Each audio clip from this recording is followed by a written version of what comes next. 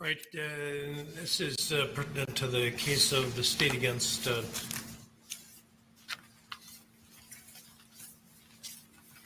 Rittenhouse. And the media have been asking questions. There's been conversation around this morning. We had asked the media coordinator to determine possible whereabouts of certain persons because we received a report this morning from the Kenosha Police Department that last evening, well, and let me just set this background here.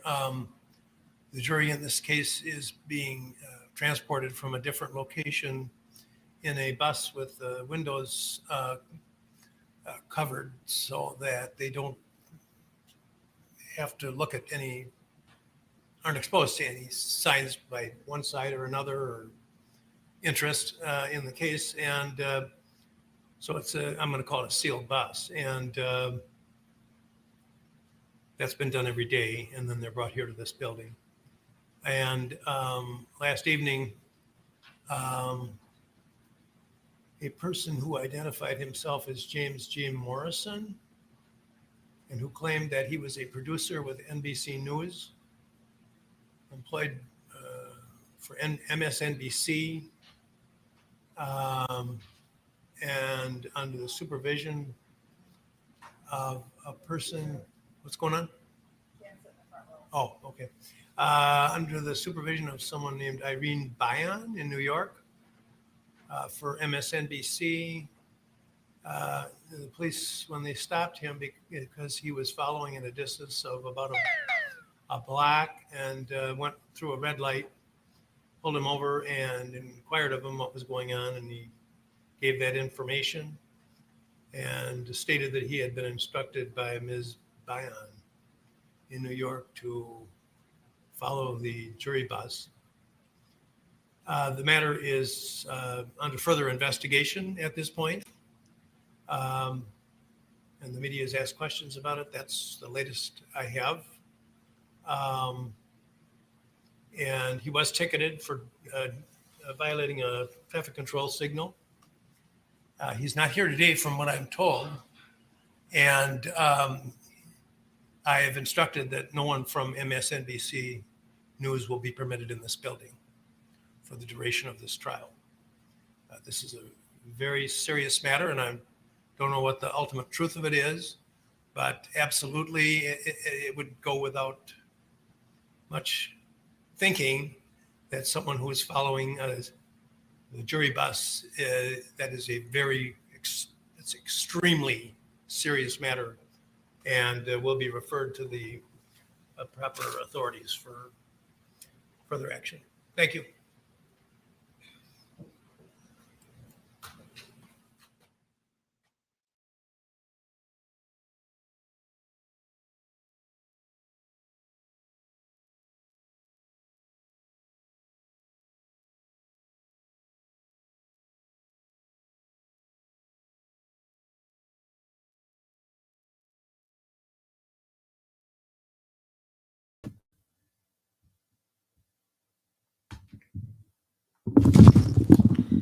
No verdict, no verdict. They had us decided, y'all. No verdict. So it looks like I don't know what's going on. Looking like somebody from They had us. Somebody from NBC was following the bus. NBC won't be allowed in the courtroom. This Judge Schroeder is not playing. We is on watch right now. We don't know when the verdict is coming back. I don't know if the verdict is coming back today, but as soon as the verdict is announced, we're going to be live with the verdict. Another thing that we've been talking about is the young Dolph incident. It's very sad. I got a poll in the chat. I want everybody to answer the poll. My question to you this morning is, does Black Lives Matter to blacks? It's a real question. I'm not trying to provoke nobody. I'm not trying to be provocative, but it's a real question. I have a video up. Me and Sunclaw talked about the inflation. Sunclaw works in delivery. It's been Christmas level deliveries every day since the pandemic. Somebody said this morning, we've been 3 years in the pandemic, you guys. people have lost lives. I remember in the beginning of the pandemic when people said, do you know anyone who was sick? Now everyone knows someone who is sick or has been sick, and now people actually know someone who has actually passed away. I want to say rest in peace to anyone who has passed away during this time, and prayers to you and your family. 3 years, you guys. They said we would slow it down in 15 days. It's been 3 years. It's been 3 years. So we talked about the price of the turkey. So I'm gonna show the turkey. I got a news article up here about how much the turkey is this year. And this young man was murdered passing out turkeys. And one of the things that Son Claw mentioned the other day. And I'll be back. Everybody, y'all come back. Make sure you subscribe and vote in the poll for the Kyle Rittenhouse verdict. But right now we're talking about young Dolph. This year they said that the cost of the turkey might be the most expensive, will be the most expensive Thanksgiving ever. This young man was passing out turkeys. And the one thing that Son Claw mentioned, I think has been overlooked. That's why I asked my question. Make sure you vote in the poll. Do Black lives matter to Black people? And Son Claw and I said yesterday, well, how much is a turkey this year? I remember turkey $6. This half hour, What just they got? coming into our newsroom, saying that the emergency motion for that preliminary injunction on behalf of the plaintiff Julius What's Jones, going on? a supplemental record on the execution of John Grant, has been hereby referred to the Chief United States District Judge right now, and so that has progressed, and we'll have to be waiting to him. But this is that last effort. They playing with us. They playing with us. Mr. White, what if you're white? Oh, expound on that question, Mr. White. Are we talking about Thanksgiving? Are we talking about Kyle Rittenhouse? Thanksgiving and the turkeys is going to be more expensive. White people, Mr. White, you can answer if you're white. You can answer, do Black Lives Matter to white people? Do Black Lives Matter? Please answer. And it's a link in the chat if you want to come on and talk. So it's a real question. I just answered yes. So thank you for that answer, and thank you for commenting in the poll. Thank you, Mr. White. And the reason I asked that question is because this young man was murdered at 36 years old, passing out turkeys, and everybody might take for granted, all you passing out turkeys, everybody pass out turkeys. Well, this year unemployment was stopped a couple months ago. People have not, we have the lowest numbers of joblessness and the highest gas ever, the highest gas prices ever. This is affecting transportation, it's affecting delivery, it's affecting the supply chain. So we have the most expensive holiday season ever. And here's a person passing out turkeys in the neighborhood, in an impoverished Black neighborhood where people can't afford food, you know what I'm saying, food desert, and he gets murdered before he could pass out the turkeys. He gets murdered before he could pass out the turkeys. He gets murdered before he could pass out the turkeys. Son Claw said a truckload of turkeys, 100 to 450 unemployed people. All these jobs. And one other thing. Why I add, along with the 3 years. How many people knew it was 3 years? When I heard that this morning, I was surprised. 3 years in the I didn't know it was 3 years in the pandemic. So with all of that, what you have also noticed, Mr. White, on this channel, we talked about the defund the police. I warned Black people, I warned the inner cities about, why would you want to defund the police? Defund the police does not help you. And we see the results now. And this, you know, the scary part, no one actually told the Black people, and you know, it's not funny, but they actually did defund the police. They didn't tell you that they did, but after all those protests, you got an Asian crime bill, and in cities like in Black liberal cities, ran by Black liberals and Black liberal female mayors, they actually did defund the police. They have less police officers in Oakland. You have less police officers in San Francisco. You have less police officers in Oregon, and now some of the highest murder rates are in Oregon, in Portland. You never heard of murder rates high in Portland, Oregon before, but it directly relates to the lack of police presence and the defunding of the police that everybody said do without a plan. So at the same time At the same, this is a real question. Do Black lives matter to blacks? Thank you, Mr. White, for answering. Thank you to everybody in the chat. Sheed in the chat, 3,000 in the chat, Mr. White in the chat. Everybody vote in the poll.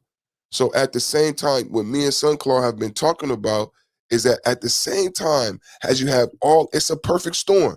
You got job loss, you got unemployment stop, you got defund the police, and then at the same time, everybody's talking about LCC and gender and sex. You got the murder rate and the crime rate skyrocketing.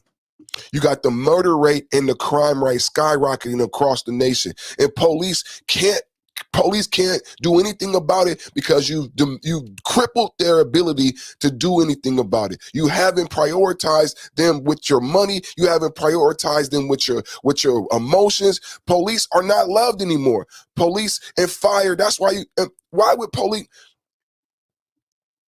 I told you in the beginning, I warned you that there would be downstream effects of this defund the police. I said, what happens when the police don't feel loved and don't feel like they want to do the job no more? I said, everybody think that police ride around trying to kill black people. What happens when you don't have police no more? You have what you have now. You have what you have now. You no jobs. I'm 42 years old. I was talking the other day about the 90s, how everybody loved the 90s. The 90s was dark. It was the murder cap in the Bay Area. Oakland had the murder cap. Richmond had the murder cap. San Francisco was trying to have the murder cap. EPA, small town cemetery, had the murder cap. The golden era, it wasn't fun. It was dark. And just like 300 said, and just like Sunclaw said, I smell it, man. I see the writing on the wall. While everybody's paying attention to this other stuff, I see the darkness coming back. I feel the darkness coming back in my neighborhood in the past month. While everybody's having arguments with their wife, it's all this stupid shit is going on. But there's been double homicides in my neighborhood where homes are up to $1 million. Double homicide, 2 homicides at this high school. But that's not all. Double homicide just last week in Sacramento. You could go look in the newspaper. Sunday, Monday, double homicide, double homicide, double homicide, but not just in Sacramento, in every major liberal blue city, major state. So it's a real question. It's a real question. I want people to be mad, but it's provocative and get the people going. Perfect. Why are you saying that? It's a real question because no one's paying attention. How else do I get people to pay attention? Kwame Brown is at the Ahmaud Arbery trial. Say we distracted from showing Kyle Rittenhouse. I'm not distracted by showing Kyle Rittenhouse. I want to get people excited. I want to get people upset. The murder rate and the crime rate is upticking. No one's talking about it. I know if you're a black man, you have a family, you a father power, you've noticed it in your city. If you live in the blue state, if you live in a liberal city, you've noticed the murders have come back. And it's not like drugs and gangs, but the murders have come back. And not just in my city, Portland, Seattle, Chicago, 30 murders last. Did they tell you that? 30 murders in a week. 30 murders in a week. The murders have come back and they have crippled the police.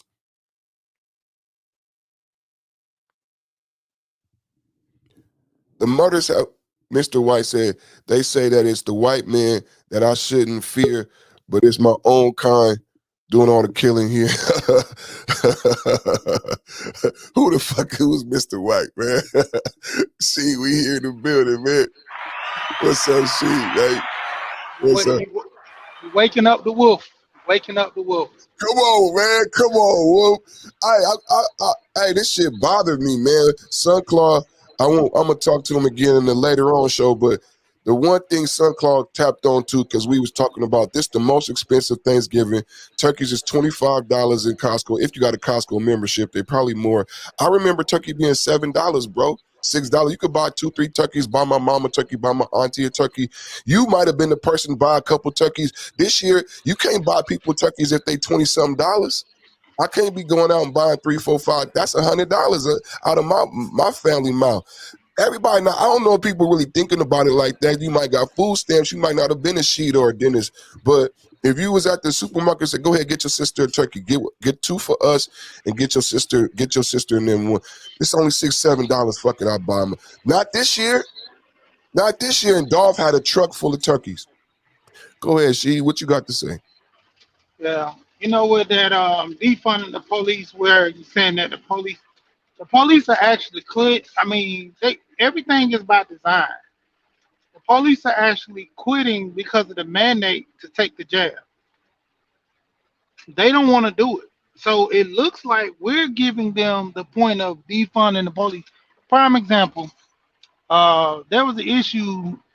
They just said the job, and they were in the sense to say, well, we're gonna to go to a bigger facility to actually go to a bigger facility.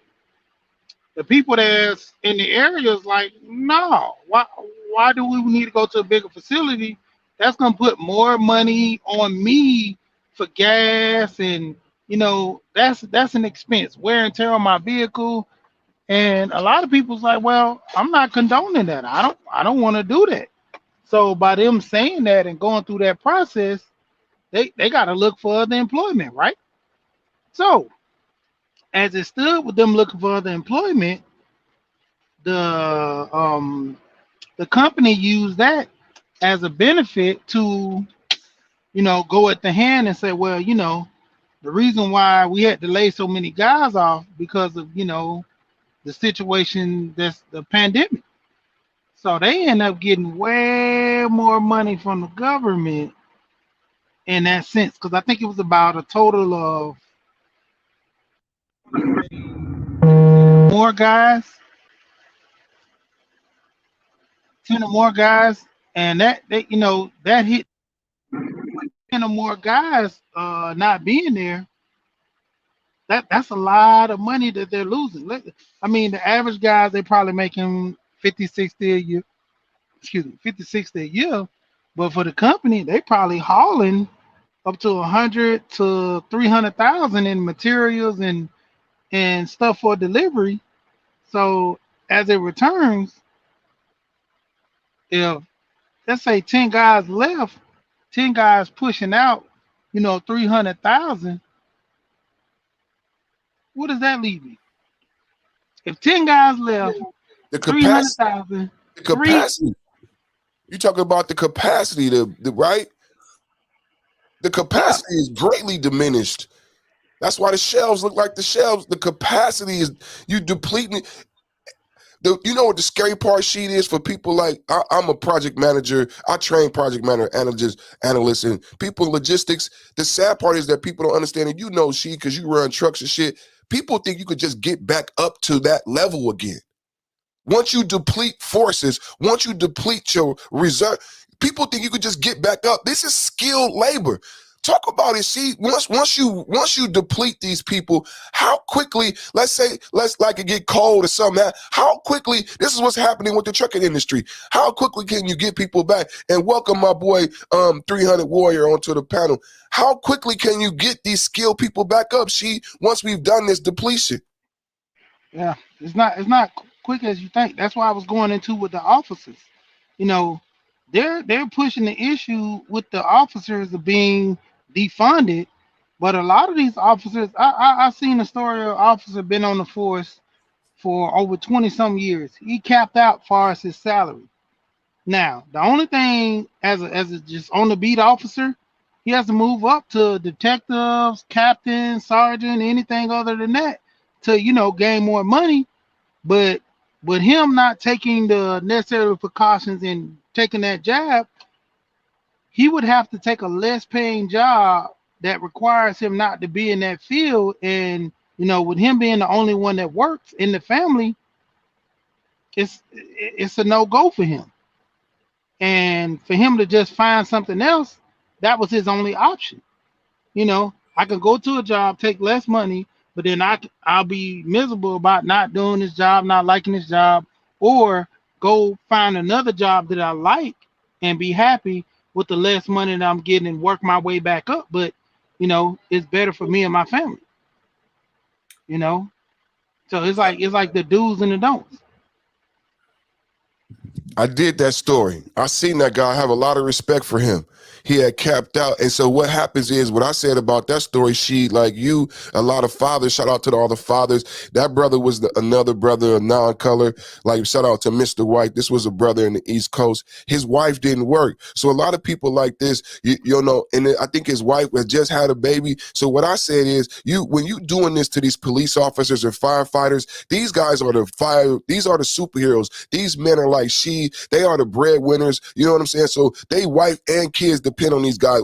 But the society depends on the firefighter. The community depends on the policeman. So of course his family is. So his wife gonna lose her health care. Kids gonna lose their health care. She just had a baby. This was happening to police officers. Nobody's thinking about the greater community. And now how's the emotional, mental aspect of that? What makes him want to come back to that job again or do a police officer or be a good American citizen? We are changing the psyche of our country right now by doing this. You know what I'm saying? The one thing that really touched him is that he is the breadwinner of his family, and she could know once you the breadwinner and you done bought the house, the car, the kids, and everything is on you.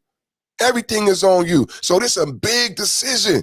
He got to go talk to his wife. This my best friend. This my brother, my sister, my everything. Before this, that's a joint decision. The whole family, like dad, we support you. Like we know it's going to be hard, but you can't get the shot. Like come on, man. This changing America. Yo, 300, what you got to add, man?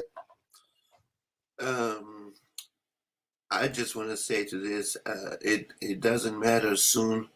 Everybody gonna be without a job. The hyperinflation is coming. When the bread costs right now like $3 or $4, you can see pretty soon that bread is gonna cost you like $12, $13. So.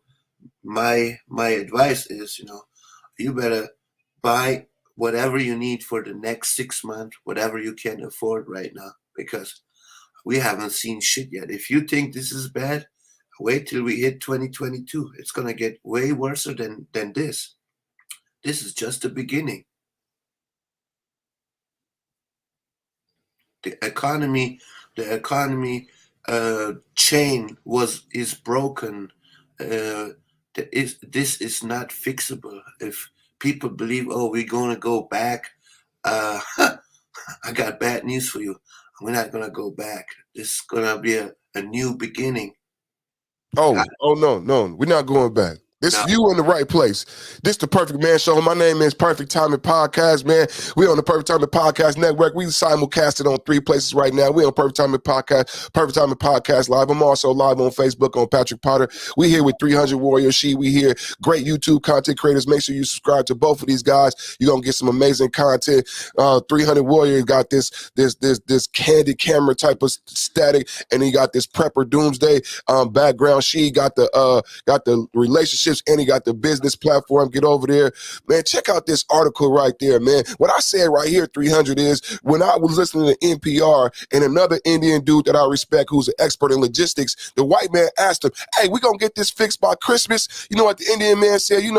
Smart people and rich people don't never answer you directly and yes or no. I used to hate that shit in corporate America, but I learned so much from these rich motherfuckers. So he didn't answer him back yes or no. He was like, well, Tom, unfortunately, this problem didn't start with the pandemic. And I started laughing because he about to eat this white boy up, right? He said this problem with 300 is saying, everybody think 300, these people like 300 is invaluable now because before you were scared of what he was saying, now you're going to need his motherfucking advice and his expertise. You know what the Indian man said? You know what, Tom?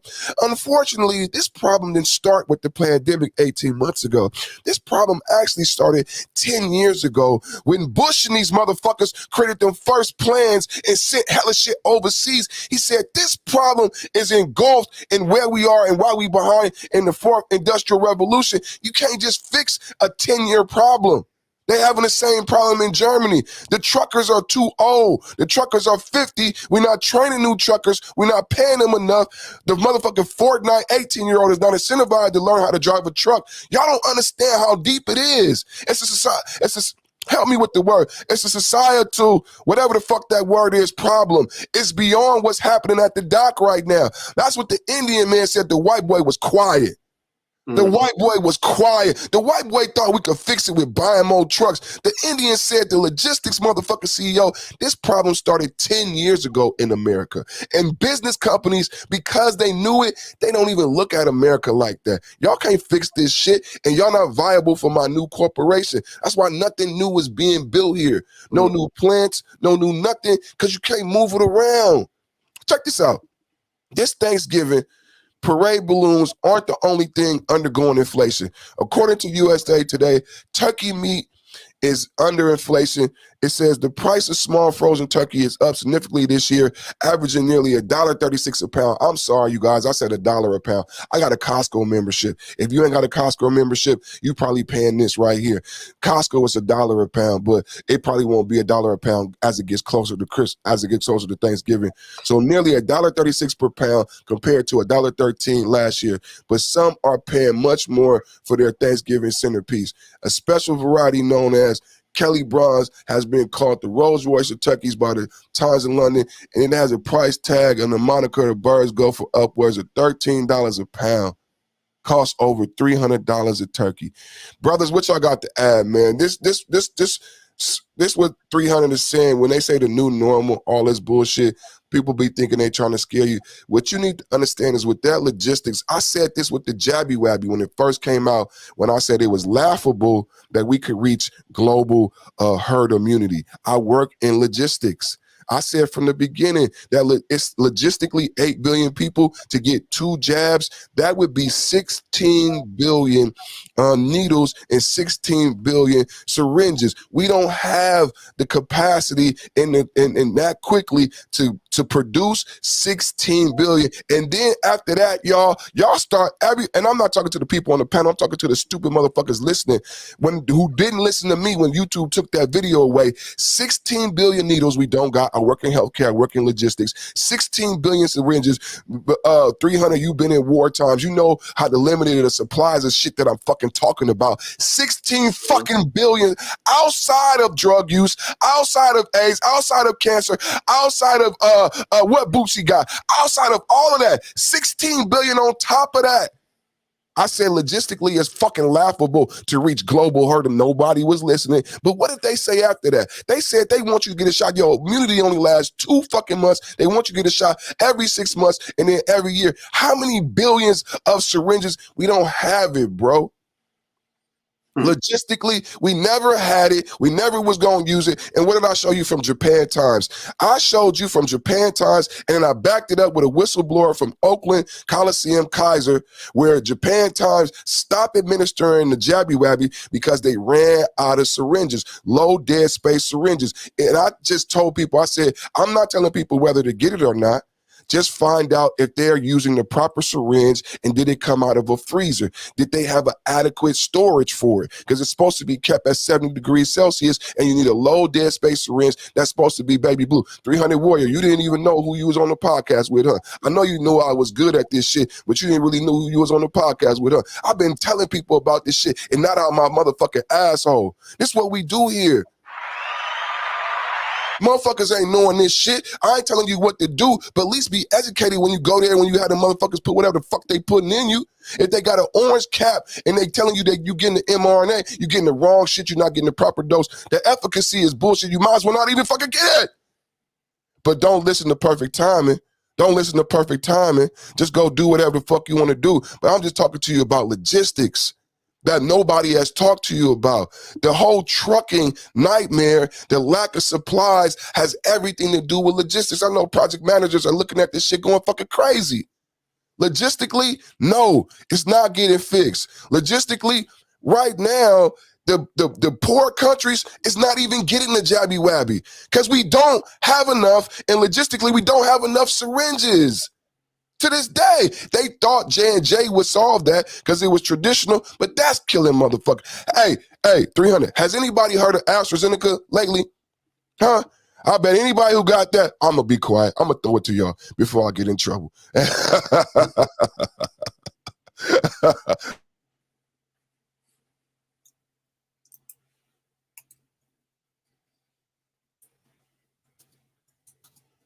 Yeah, I mean, the crazy part, like I said, they forcing the cops to quit, and then they're gonna yell at ass defunding the police to get government assistance. Motivated,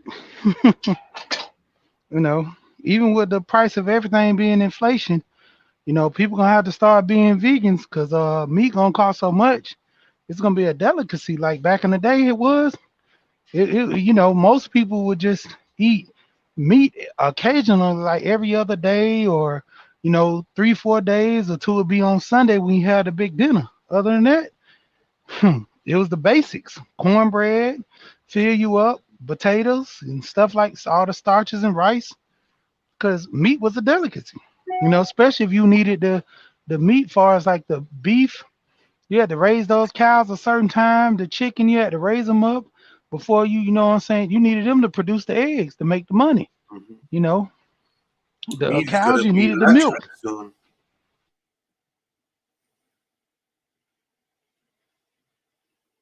Meat is gonna be just like caviar, very Yo, expensive. Only rich people can afford it. There you go. That's what I was gonna say. There That's you how it's go. gonna be soon. There you go. Your meal wasn't the priority. If you raised cattle, what you ate wasn't the priority. That would this is the book called The China Study. If anybody want to know, one of the things that inspired one of my lifestyle changes is a book when I was at Kaiser. A doctor who had liked me. He sat me down. At that time, I was over 400 pounds and I was very intelligent. And this doctor, I always were given the doctors who were challenging. I had to train the chief and I had to train the challenging doctors who were intelligent. And so they didn't want to be trained by somebody stupid. So I always would have to train the intelligent doctors. And it would always be a lesson because they would want to teach me first before they would allow me to teach them. And so he talked to me about my weight. And so he gave me this book to read. And the book he gave me was the China Study. And he talked to me about this doctor, and the doctor studied weight loss, and he went over to China and he wanted to know why the Chinese live so long and why they don't have cancer prevalency the same way that Americans do. And what he found out, it was the diet. And what he found out is what you two brothers just shared. Y'all, yo, this is a blessing to anybody who watched this podcast, man. That's why I pray over the podcast, because God be blessing people. Because this is a blessing that God gave me, and because I love you guys and God inspired me to do this podcast, I'll be sharing these gifts. That these gifts be from me, from God. So the China Study. Look it up right now. Y'all Google it, the China Study. So this guy goes over there and he says, why does the Chinese not have cancer like the American? And so what he finds out is that the Chinese is a fishing culture. They don't have a lot of red meat, and it was a poor culture during this time. And the lifestyle was what she and 300 just explained, that they would farm and fish for their food, and meat was a luxury that maybe you would get meat once a week, but that was a maybe if you was like middle class. And that meat would come in the form of a fish broth from bones, because you would sell all the fish at market. So just something that was unsellable. And that's why you got the style of Chinese food where everything is mostly vegetables and just very little protein, because that's typically how you would eat. And maybe once a week, you would have a style of food like she'd explained. And that would be the fish that you couldn't sell. You feel what I'm saying? That is what the China Study broke down, is why the Asians live so long and why it is they don't have the cancers. And it directly relates to the red meats that the American eat and how long it stays in your body and the cancer causing things involved with meat, and the more the vegetables that they eat. So it talked about goji berries and the leeks and all of that stuff. But check out the China Study to anybody listening. That's a blessing I'll share with y'all. But that's pretty much the gist of the book. And then when you think about that, you think about how we ate, in slavery. They would say, oh, that was bad food. But that's when we was like the strongest, you know what I'm saying? The John Henrys, why was we so strong and so fast? It was our diet. It was the okra. It was the fact that our diet was mostly the collard greens, mostly the greens, and very little, bone, like a neck bone, very little meat broth, you know what I'm saying? Maybe once a week, you know what I'm saying? The gumbos, the stews, you know what I'm saying? So we got away from that. You know what I'm saying? We ate a very similar diet to the China study when we lived in that time. It was mostly greens and grains, and the meat was reserved for sale. I can say something real quick. And that evolves around, like I was telling people back in the day, how your grandparents would live so much more than the people nowadays. It's due to what we ate. Back in the day, all their foods, basically, you say organic. They got it off the farm. It was fresh. Compared to now, we're giving our most prized or expensive thing, which is our health, to companies. Food for thought. Go ahead. Y'all know what today is? Y'all know what today is? I'm gonna fuck y'all head up, man. What, So Selfish Thursday? Selfish Thursday. Shout out to She. That's my good brother right there. I'm on Patreon. The Perfect Man Show is on Patreon. It's Perfect Timing Podcast, Perfect Timing Network. That's my brother She. We here, 300 Warrior in the building. We live on 3 channels right now. It is International Men's Day. As I did my research today, I said, what the hell is International Men's Day? And I was kind of taken aback by what it is. So we have this thing that we talk about. And Kevin Samuels and the Perfume Psalm did a great show last night. And he's really breaking this down. Even a guy I respect a lot, Shaka Amos, he did a great show about false grape allegations, and he just really went in on the R. Kelly and Bill Cosby trial. I was so proud to hear Shaka Amos's opinion of those brothers being innocent and how they were railroaded, because you don't always know some of the Afro or Afrocentric people, but this is a man's man, and I've been so proud at some of the brothers' opinions and understanding how these brothers were treated. But International Men's Day. So I'm like, okay, what is International Men's Day? So I go do the research on International Men's Day, and I was kind of taken aback. So I got a couple videos I'm gonna play, and then we're gonna talk about it. And let me know. The first video is not even in English, but it's that powerful. It's that powerful. So what I want to talk about here, perfect timing don't never come at anything directly. I want to challenge the left and right side of your brain. But we talk a lot about the gynocracy here.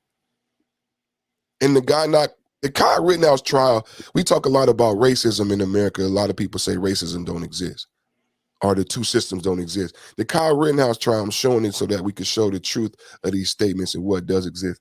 A lot of times we talk about the gynocracy and women say it don't exist. You just you a wimp and all this stuff. And so I didn't expect to see what I saw when I researched International Men's Day, because it's been a fight for us. It's been a debate. A lot of us know the gynocracy exists, but we don't believe in bashing women. But we know things got to get better, right? Things got to get right. And we also know that there's powers out there that are trying to beat up men and remove father power, that have an issue with father power, right? So International Men's Day 2021, and we're going to look at International Men's Day 2020. This video is extremely powerful. It's not even in English. And I believe English is like their national language. They celebrate Christmas bigger than us because there was an English colony, right? So check this out, man. It's not even in English, so you got to read the subtitles. But it's that powerful. Let me know if y'all can see the subtitles if I got to move shit around. But okay, check this out. चलता है अब तक जो कहानी पढ़ता आया है खुद भी वही लिखता है लड़का है जैसा उसे ठीक लगे वैसा करता है चलता है फिल्मी हीरो है वो जिस पे दिल आ गया उस पे अपना हक समझता है स्टॉक करेगा टीज करेगा Excuse me. Come on in. I'll drop you something. दूर से ही तो करता है चलता है अच्छी नौकरी ऊंचे खानदान वाला दूल्हा है वो कुछ नहीं मिला तो समाज नकारा समझेगा उसको इसकी क्या जरूरत थी बच्चों के लिए गिफ्ट है गिफ्ट तो जी जरूरत है तो तोहफे में जो मिलता है ले लेता है कौन सा मुंह खोल के मांगना है चलता है हेड ऑफ द फैमिली है भाई घर इन्हीं से चलता है पहले खाना खा लीजिए ना, फिर फोन देख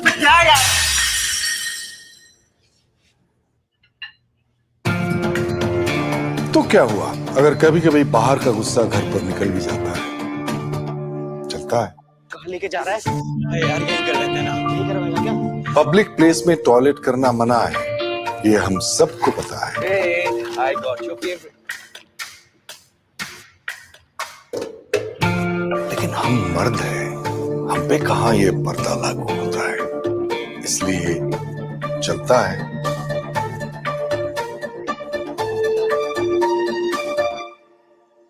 नहीं चलता है।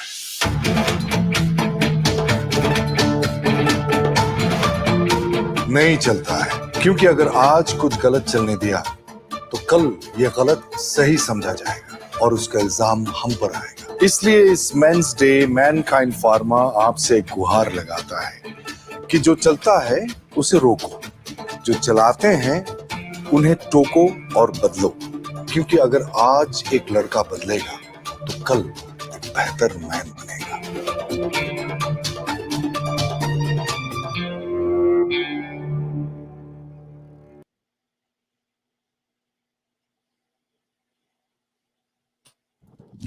I got more. Wait, just save it. I got more. Hopefully everybody could read that.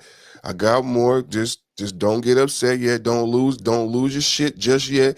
It gonna get worse. But wait, it gets worse. Yeah, I got more. Perfect timing. What the fuck is happening? I don't know. I didn't do it. You know what I'm saying? It wasn't me. You know what I'm saying? I just do this shit. You know what I'm saying? I've been called to do this shit. You know what I'm saying? So I got to do this shit. So I got more. You know what I'm saying? I didn't know what this was. I don't think Women's Day looks like this. We talked about Women's Day. We saw Women's Day. We saw Farmer's Day. I guess we retarded, y'all. I guess men is fucking stupid. We don't know how to fucking be men, even though we built the fucking society. We need to be retrained on how to be fucking men. But okay. I got more, y'all. We got that existed when I started. You know, that idea of a man feeling he has to be the breadwinner, it doesn't have to be like that. So how have you been? The team all say hi, by the way. Fine.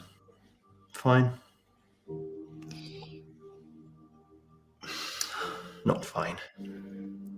Since the breakup, it's just not been easy. I've never felt so alone. So how was school? Come on. What's the matter? There's this guy in the year above me. He's been bullying one of the girls in our class online. It's got really bad now. So I reported him to the principal. Got ya! Oh.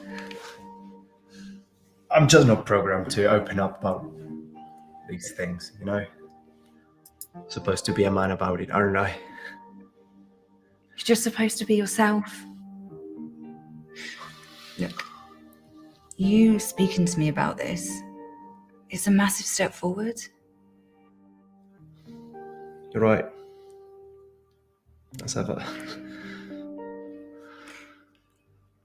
You know I'm always here for you. Make the time to balance work with important things. Your partner, your baby.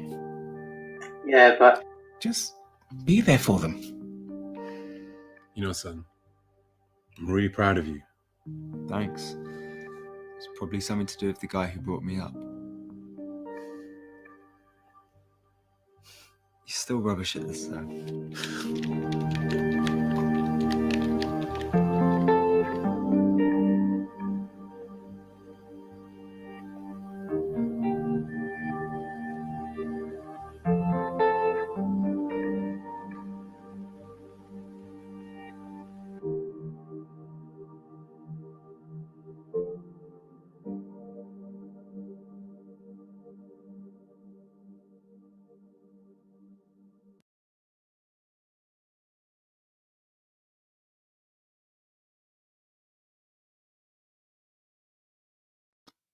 can't make this up, man. Making a positive difference to well-being of lives of men and boys. You see this shit, man? You see this shit, man? International Men's Day. Promoting snitch. I'm proud of you, son. Number one, he play grown ass man playing video games. I ain't playing no video games with no grown ass man. We grown. Okay, they playing video games together. Some people might give him that. They playing video games together. He talking about. He sound like. Oh man, he went snitched. He talking about he went snitched on somebody for bullying online. What's bullying online? I mean, he didn't touch the girl. He didn't say nothing to the girl. He didn't do nothing to the girl. But this man felt empowered to go to the principal on another man. He didn't talk to the man. He didn't say, I think what you were doing was wrong. And then his father said, that's a great thing. And both of these ads, what have you learned in this ad? So in America, this ad was an Indian ad. This is a global campaign that we haven't seen. So all we got was the Right Guard campaign. We kicked back so much for the Right Guard campaign that we missed all of this. But if you on Twitter, if you paying attention, this is what's going on Twitter right now. So this is the campaign, International Men's Day. It's unbelievable. So it's basically saying that men don't know how to be men, despite that we developed the natural world, that we civilized the natural world, that you married to a man, that you couldn't be here without a man. It's saying that something is completely wrong with men altogether, and that we need to redefine men, and that men can't be the men involved with redefining who those men are. I got another video, and I got some other shit to show. International Men's Day. And it's just a great topic. It's just a great day. This is how we rock in Perfect Timing Podcast. Man, I'm just telling you, it's horrible out here, man. It's hard out here. It's horrible out here. We getting it done, though, man. Somebody got to do it. Somebody got to do it, man. Somebody got to do it, man. Let me pull this other one up. This shit blew me away, man. This shit blew me away. International Men's Day. Shout out to the brothers that was on the panel. Everybody dropped off the panel. My prayers to everybody who joined the panel today. Thank you for joining the panel. I'm sure everybody busy. She be working. Everybody be working, doing their thing. I really appreciate everybody who joined the panel. You know, it really means a lot. It helps out in all the algorithm and everything. So this is International Men's Day 2021. Get in the chat, man. Let me know what y'all think about International Men's Day 2021, man. I got a couple questions. I want to know why the Indian MGTOW brothers are leading the way in educating the world on International Men's Day and the effect. Because this is where I found this. I follow a lot of India, and I didn't know MGTOW was so big in India, but I follow a lot of MGTOW brothers from India. And so these are the brothers who are educating other men, father power, father power, father power. These brothers are educating other men about what the propaganda is and what they are trying to accomplish with International Men's Day. Let me know, do you think this propaganda? What do you think is going on? And I want to know, why do you think the Indian MGTOW community exists, and why are they inspired to educate men around the globe about what's trying to be done to you as men and how the redefinition of what you are?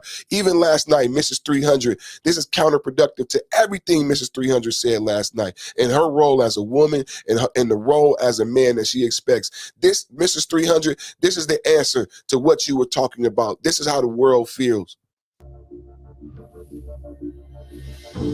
What does it mean? What does it mean? What does it mean? What does it mean? What does it mean? What does it mean to be a man? So does Natchez Bitch Mouse Chisel. What does it mean to be a man? That's a pretty big question. Honestly, I haven't thought about it myself. It means a lot of things, actually. A man is seen to be the head of the family, the head of the house, the provider. You must be strong, you must be dominant, you must be aggressive. But I think that's changed. I think society's changed. Hopefully the way we look at men and look at women has changed. Instinctively, I want to say to be a man is to be human. You don't have to perform at superhuman standards. I think for me, to be a man is to be at ease, expressing your emotions very comfortably. To have integrity. Being vulnerable, being sensitive, being a partner, being there for your children. Being the best, kindest person that you can be. Obviously, I don't have a first-hand experience, but I am raising 2 little boys. I would like to see my boys find themselves doing things they like to do and what they're comfortable to do, rather than because society tells them they have to be one or the other. They should talk about their emotions. If they want to cry, they should cry. We are human. You go through emotions.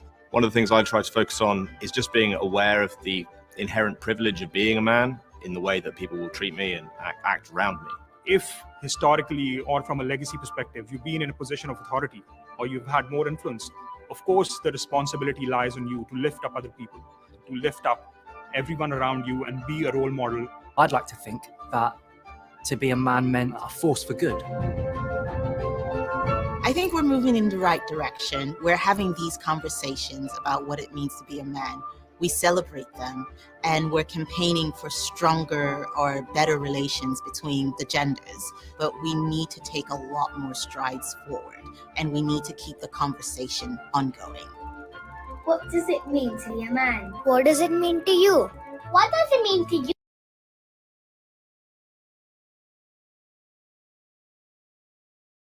I write a lot of essays for school, but I also... What is it? What does it mean to be a man? So now I don't know what it means to be a man. What does it mean to be a man? So now, hold on. My brother calling me. Must be something wrong with the stream. Hold on. What's up, bro?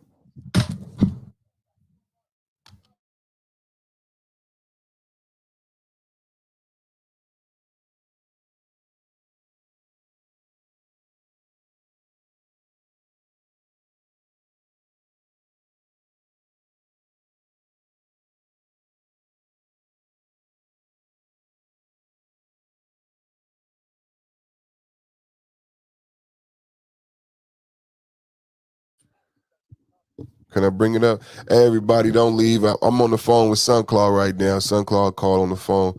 Everybody left out. It's all good, everybody. Come on back, Brigger 19. Can I show it? Is it good something to watch?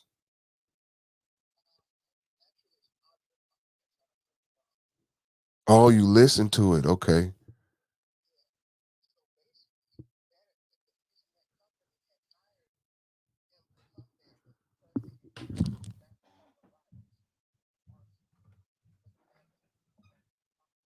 Hold on a second.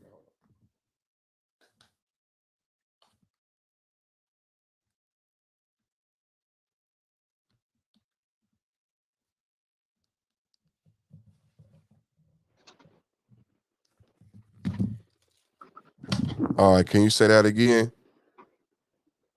Yeah, the insurance company of that car lot would not cover damage done during riots. Also, he was hired. That's the reason. He was hired. Yes, he was hired. Okay. $1 million of damage had already been done to the property. Okay. So everybody. But the insurance company says, "Oh, we don't cover riots." Okay. Again, you're only insured what it says in the insurance policy, and if it's anything outside of that insurance policy, it's not covered. Okay. So everybody in the chat, who in the chat right now? Let me know how the audio is. I got Sunclaw on the phone right now. I need to know if y'all can hear me. Let me know if y'all can hear Sunclaw. So Sunclaw just came in with a breaking news right now. Breaking news on the cell phone. Sunclaw, Destroyer of Worlds, just letting us know we got a new update from the Kyle Rittenhouse trial. Kyle Rittenhouse, and that it's not as new as it is unreported. Unreported.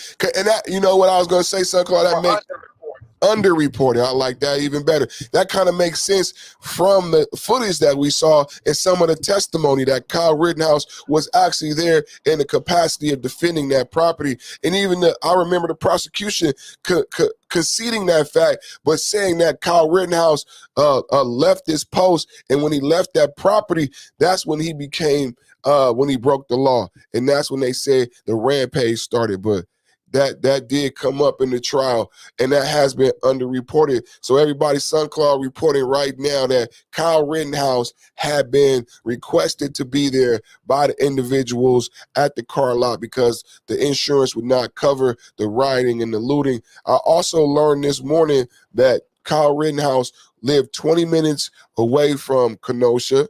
And not only did his father and grandparents live there, his best friend, aunties, and uncles lived there, and he actually had a job. He actually had a job there, and he actually had just worked the shift there a week prior to that. So not only did he have a job. The town that Kyle was living in was considered a bedroom community of Kenosha. Correct. It's considered like one big long suburb. So he was 20 minutes away from his dad and grandparents, and he actually worked in Kenosha. His best friend was in Kenosha. He lived and resided in Kenosha, and and then according also to the reports I heard this morning, you can confirm or deny this, SunClaw, is that his rifle was his mother. Number two things I got this morning that I debunked, and then she left. I wanted she to hear this because she in our panel was very passionate. A lot of black people have said these two rumors, and I debunked them yesterday, but let's debunk them again. Number one, his mom did not drive him across state lines. His mom was working a 16-hour shift. His mom was at work. His mom is on record, and his mom has been proved to be at work working a 16-hour shift. Kyle got himself to Kenosha that day. Second, and on top of that, in Wisconsin, if you're 17, you're allowed to have a rifle. That was his rifle. It wasn't illegally bought. It wasn't illegally owned. It was his rifle, and it was kept in his best friend's safe in Kenosha. Because, Perfect, didn't you remember, I had asked you whether that prosecutor was a state prosecutor or a federal prosecutor. You did ask me, was he a state or I don't know. And the reason for that is that if it's as the news described it, that he crossed state lines with a firearm that he was not allowed to have, that's a federal charge right there. Correct. And the judge dismissed it. It's not a federal prosecutor that's trying him right now. Then I have to assume it's because he didn't break any federal crimes. Unless that's coming down the pipeline somewhere else if they can't get him at this trial. The liberal media is upset, so I would not be surprised. The liberal media. I just wanted to mention that real quick. I need to get back to work. Okay, man. I know Adam out there kicking your ass, bro. So. All right, so I'll talk to you guys later. I'll holler at you later, bro. SunClaw, over and out.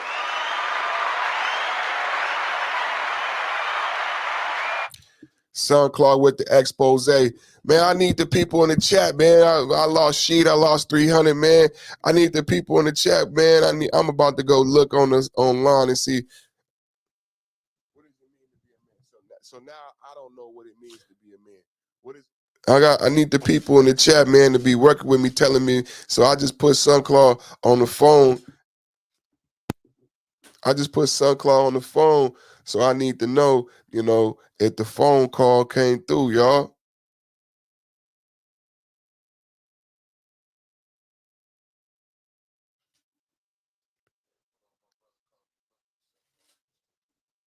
Let's see.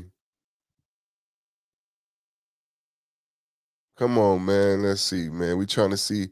I got my cell phone. Okay, it came through. The phone call came through.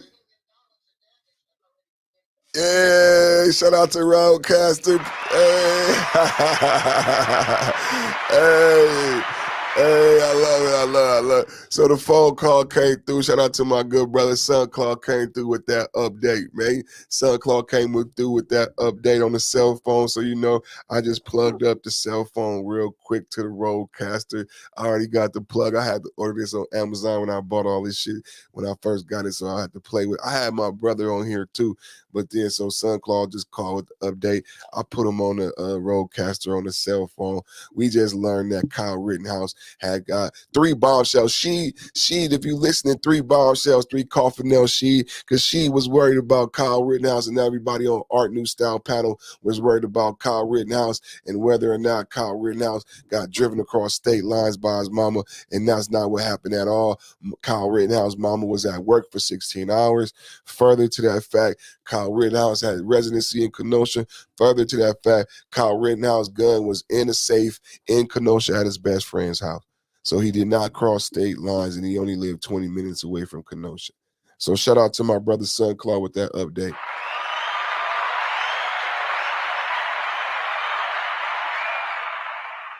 So we had an hour into the show. We've been talking about we've been talking about a lot of different things, man. Rob Lowe's gonna tell you about a lot of things. I seen JT the other day, and he was talking about he was talking about what happened to Young Dolph. It's very unfortunate. So it really is, man. So we talked about the logistics nightmare out there. We had some new people again join the chat. It's very fortunate, man. We're going to keep this thing going, man. We're going to stay blessed out here. A lot of new people joining the family. I want to say thank you to everybody new. Mr. White came through, voted in the poll. You know, I really appreciate, I shout those people out because a lot of people come through and watch, and I love you too if you come through and watch and you don't feel prepared at this time to participate. But if those individuals will participate, I'm extremely thankful, man, because you don't have to make a comment. I don't know if you know, you might think YouTubers don't appreciate. I appreciate every view. I appreciate every comment. So I just really say I'm very thankful about everything. Share the video, man. We out here. We sharing the video. We talking about the unfortunate events of Young Dolph. I have a question in the poll. Do you believe Black Lives Matter to Black people? She was talking about defunding the police. I was talking about my perspectives on defunding the police. I know some of the brothers listening might be surprised on how we feel, but we're fathers, man. This is all about father power. You know what I'm saying? So that's why you hear the sentiments of the podcast. Shout out to my brother Sunclaw. He working hard, man. Getting that money out there, making sure you get your packages. Sunclaw said the other day, stop ordering shit. You don't need nothing else. yo, shout out to Sunclaw, man. Hey, let's do our prayer. God, thank you for this blessing us with the microphone, with the lab. Thank you for blessing us with your divine intervention. Thank you for divinely inspiring the podcast and its message. We come to you with heads bowed, humble hearts, asking that you lay a blessing and the covering on all of my listeners and those followers of you and your word. I pray that they're having safe passage on their work and they'll have success in all of their endeavors. A prayer, blessing, and the covering for all of those who love and support the podcast. I ask all these blessings in your name. Amen, amen, amen. Son Claus said, man, don't order nothing else. Y'all don't need nothing else. Y'all don't need nothing else, man. Stop ordering shit so my brother can get home on time, man. You know what I'm saying? You buying shit you already got. And shout out to Coffee Nino, you know what I'm saying? Buying shit you already got. You know what I'm saying? But y'all see this? This is I'm gonna show a couple things from. Hey, perfect Sirism in the building, man. Sirism in the building. What's up, man? How you doing, bro? You know what I'm saying? I'm doing my early morning thing. You know what I'm saying, man? I've been showing this Kyle Rittenhouse trial, man, and been talking about Young Dolph, man. I know that had to hit you hard, bro, because that really hit me hard. I got choked up the other day on the podcast. I started crying and everything because I was talking about my brother, man. You know I'm from San Francisco, and my brother Kareem, big drama, man, when he got murdered in the Sunnydale projects, I was 400 pounds. Kareem was close to 400 pounds. We young 20-year-olds, you know, we doing our thing. We thinking the world ain't gonna never end. And it was a heartbreaking time, and we thinking we got money. And when that man talked to us the way he talked to us, you know, Alonzo Hall is the financial advisor. He talked about life insurance. And Kareem, I'm 6'2", 400 pounds, and the man was saying Kareem needed 2 plots. Kareem needed 2 plots, and Kareem casket was going to be 10,000. So you know how much a plot is to bury somebody. That's like 6,000-7,000. So you got to buy 2 plots. We wasn't prepared. So imagine, man, you lose your best friend. This my best friend, my childhood friend, pissy bed, pissy mattress. You know what I'm saying? This my best friend. And I picked him up from Vacaville. I remember when he went to San Quentin. I picked him up from Vacaville. I was staying in Vacaville. And it's when you gotta put, everybody gotta die, and when this time comes and you're not prepared, and you gotta see your friend buried in a cardboard box, it's something that you never forget. To this day, it never leave you.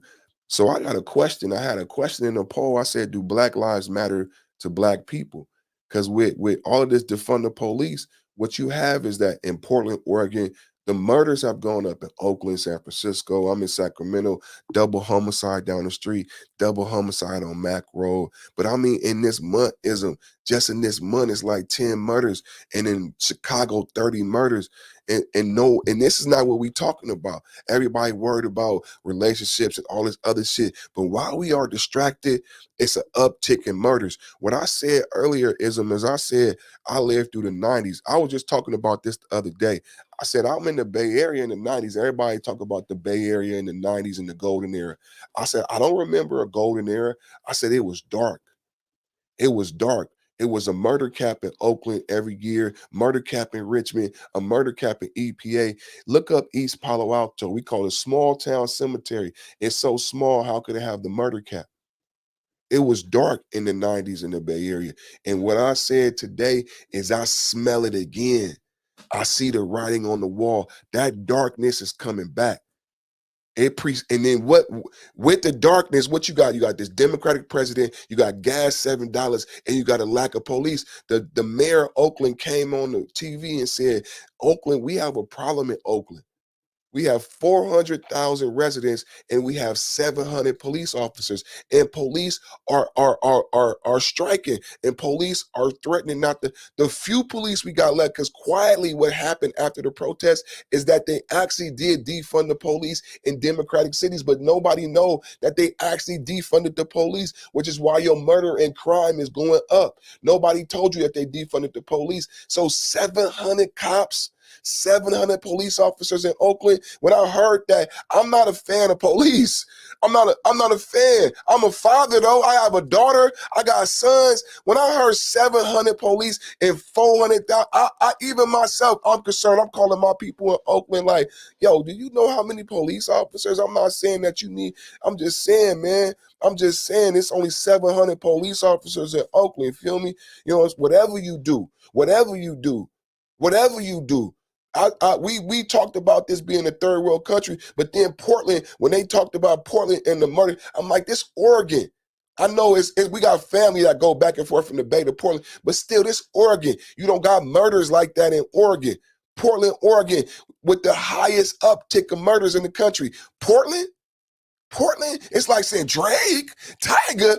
You never heard about Portland in that conversation. But yes, now Portland, Oregon, one of the highest murder rate upticks. Look it up. Don't just listen to me. Look it up. Seattle, Chicago. It's not just the one city. It's across the country. You have police officers saying, I'm not going to do this job no more if you're not going to pay me and respect me. And you got crime going up. You got unemployment going up. And you got poverty going up. It all comes, it's a recipe. It's a recipe. It's not me. I'm not making it happen. It's a recipe. And that's why I say I've seen it before. I've smelt it before. The writing is on the wall. All of this has happened before.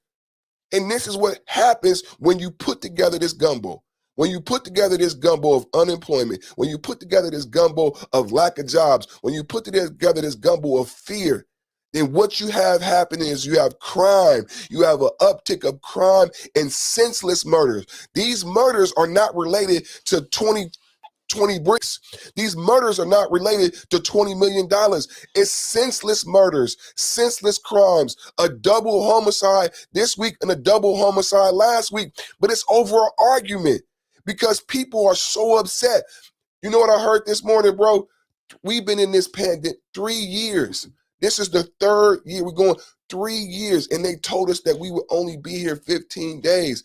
People mentally, we are not robots. So what we are seeing is the human aspect of the American psyche that we have forgot about because of television and radio. We have been programmed like robots, but we are not robots. We are actually flesh. We have the mind is gentle.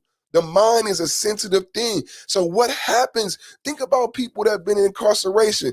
Think about some of the people that come home and do interviews about being in the hole.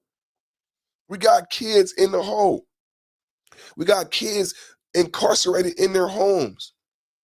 Grandparents, y'all see the meme where the kids was wrapped up in toilet paper to hug their grandparents? Grandparents scared to go visit people. Here we go again with another Thanksgiving, and you're going to have people who scared to visit people, scared to hug people. People need that. People need that connection. I'm a Leo. People need the hugs. People need the kisses. People need the I love yous. People need the communion. People need the congregation.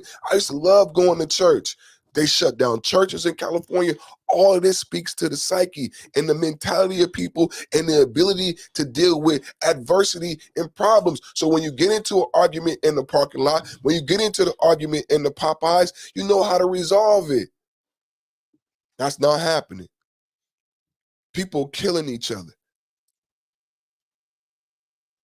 And young Dolph is symptomatic, emblematic, so dramatic and tragic of these same things.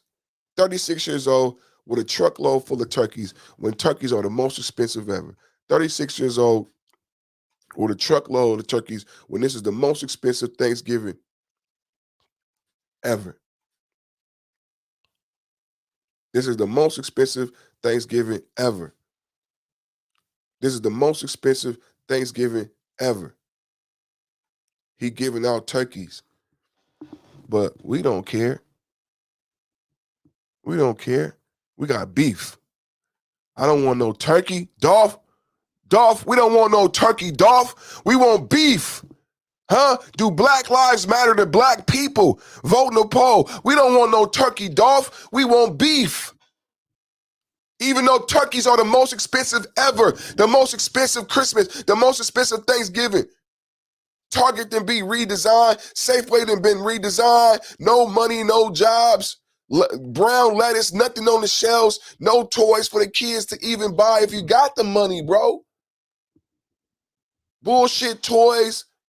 If you buy toys, I just talked to Sheet about if you're the type of brother to buy a turkey for your cousin, you might not be able to do that this year.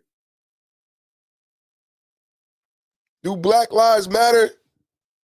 Do Black Lives Matter to black people? What matters to us? We want beef, bro. We want that beef. We want that tea. I want that tea. Who got the tea? What's the tea? Who got beef? Who got the beef? I want beef. I don't want no turkey, perfect timing. Talking that weak shit. Where the tea at, perfect? I want the tea. I want the tea. I want beef. I don't care how much a turkey costs. I want the tea. Who got the tea?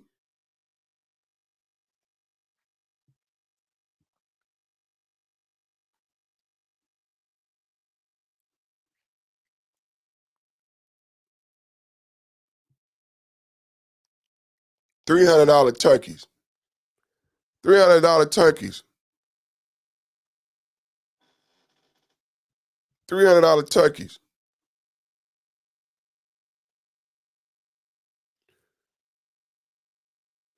Big old smile.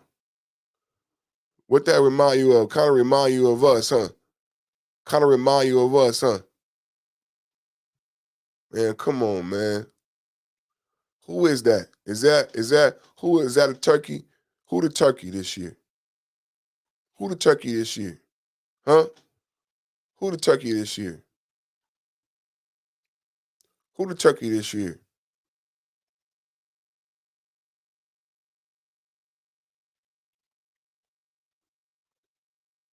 Who the turkey this year? Huh? It's an excellent question. Who is the turkey this year? Mark Nash, what up, my G? Everybody, shout out to Mark Nash, Lazo, the MC. Make sure y'all vote. Mark Nash, man, I got a question. Lazo, the MC, I got a question. Do Black Lives Matter to Black people is my question. Young Dolph, this year gonna be the most expensive turkey ever. Young Dolph was passing out turkeys. He was murdered before he was able to pass out turkeys. I don't know how much we got. We talking about Young Dolph, and we also talking about debunking a couple things that have been talked about in the black sector about Kyle Rittenhouse that got a couple people upset. A couple people been upset about the fact that Kyle Rittenhouse drove across state lines with a gun, and his mother drove him across state lines. So this morning, I was reporting that Kyle Rittenhouse's mother was working a 16-hour shift. She didn't drive Kyle Rittenhouse anywhere. Kyle Rittenhouse's father, grandfather, uncles lived in Kenosha. Kyle Rittenhouse had a job in Kenosha, and he actually had just worked the shift a week before. The rifle was not illegal. He owned the rifle. It was his rifle, and it was kept in a safe in his best friend's house in Kenosha. The last thing I reported this morning is when a lot of people want to know why Kyle was there. Kyle was hired by that car lot. Kyle and the rest of those men were hired and requested to be there by the car lot because over $1 million worth of damage had already been done and the insurance wouldn't cover. So why Kyle was there is he was hired to be there. He was there by request. Now, if you watch the video footage that we showed, that tracks with the fact that the prosecutor conceded the fact that Kyle had a business reason for being there, but the prosecution went at the fact that Kyle left the premises, that when Kyle left the premises, that's when he became a vigilante. So I just was reporting on a couple things that people may have not known about the Kyle Rittenhouse trial. We waiting on the verdict on the Kyle Rittenhouse trial. Everybody watching, Mark Nash, as I got hella emotional yesterday, Mark, talking about my best friend who got murdered and us not being able to bury him. I'm 6 foot tall. He was 400 pounds. He had to get buried in a cardboard box. There was 2 plots necessary because of his size. The casket was going to be expensive, not because it was an elaborate casket, just because he was so big. Mark Nash is a father. Mark Nash is one of these intelligent, these brothers that when I think about me and Kareem and what we went through, and I see Mark, and I see Mark Nash does content on boxing, he does content on hip hop, Family Man, just one of these young geniuses that made me just like when I think about our lives and I see these guys, I just feel like we went through what we went through for a reason. So if you're looking for content that's like inspiring and just real colorful and insightful, he also does music. He makes his own beats, does his own hip hop. So, it's so much to give and so much, on International Men's Day. I played some videos earlier where they were talking about International Men's Day and going at men and trying to redefine us as men as if we don't know what is the priority and what is important. I give Mark his flowers now while he alive because this is emblematic that we know what the fuck it is to be a man. We know what the fuck it is to be a father. I don't need you to redefine what it is for me to be a man, what it is to be a father. Not only do we know, but we doing this shit and we've been doing this shit. CDC said we the best fathers. But this is why we the most sought after by every woman in every race, because we are the best fathers. We the best husbands. Mark Nash is an example of that. Content creator, platform and grown tremendously, continue growing. I think you was just talking about your 3,000.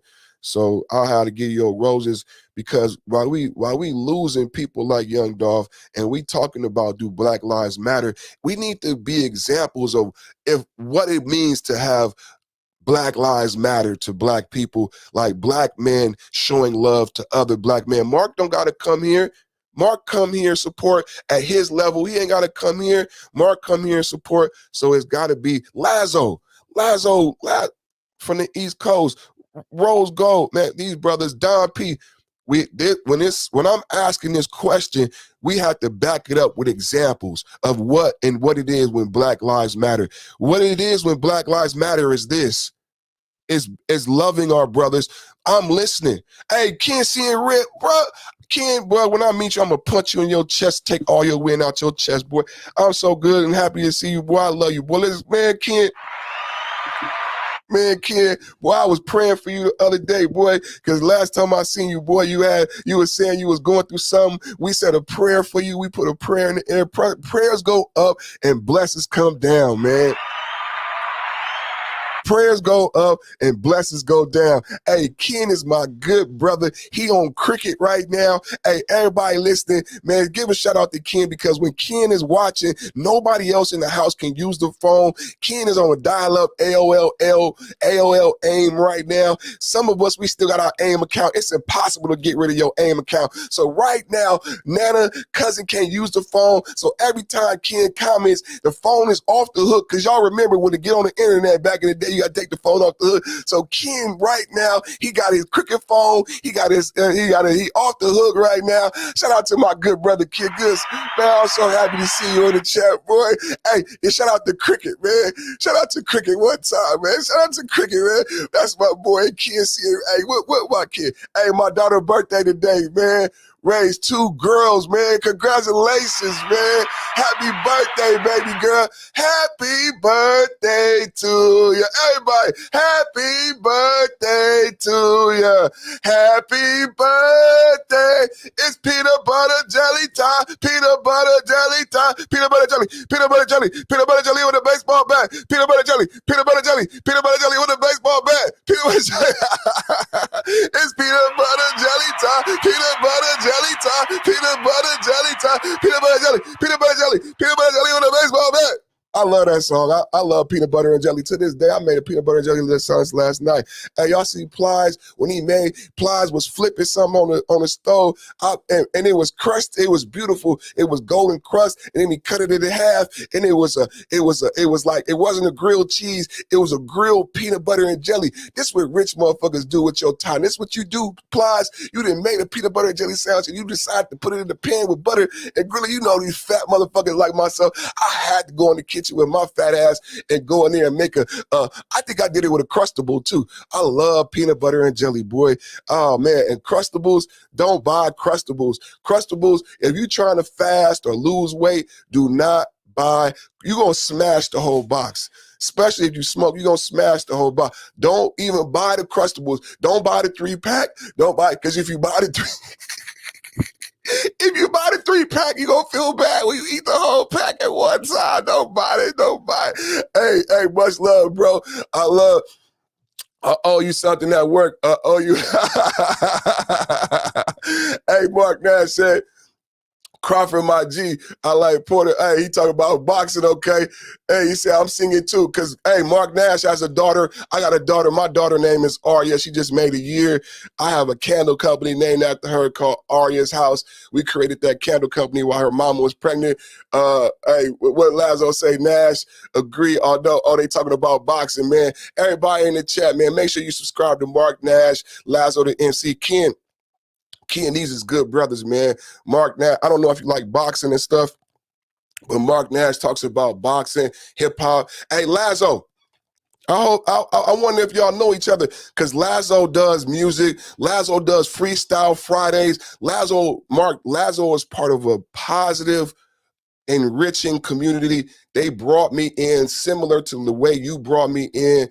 I've been extremely thankful for Lazo. I'm sure you know about him and Rose Gold in his community, but Lazo is big on hip hop. He does Freestyle Fridays.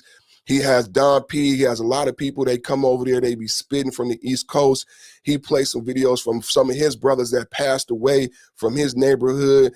Man, I love all the music that Lazo plays and Lazo's been involved with. So Lazo and Mark Nash, see, God, this is what God do. This is the perfect man show. This is the perfect panel, man.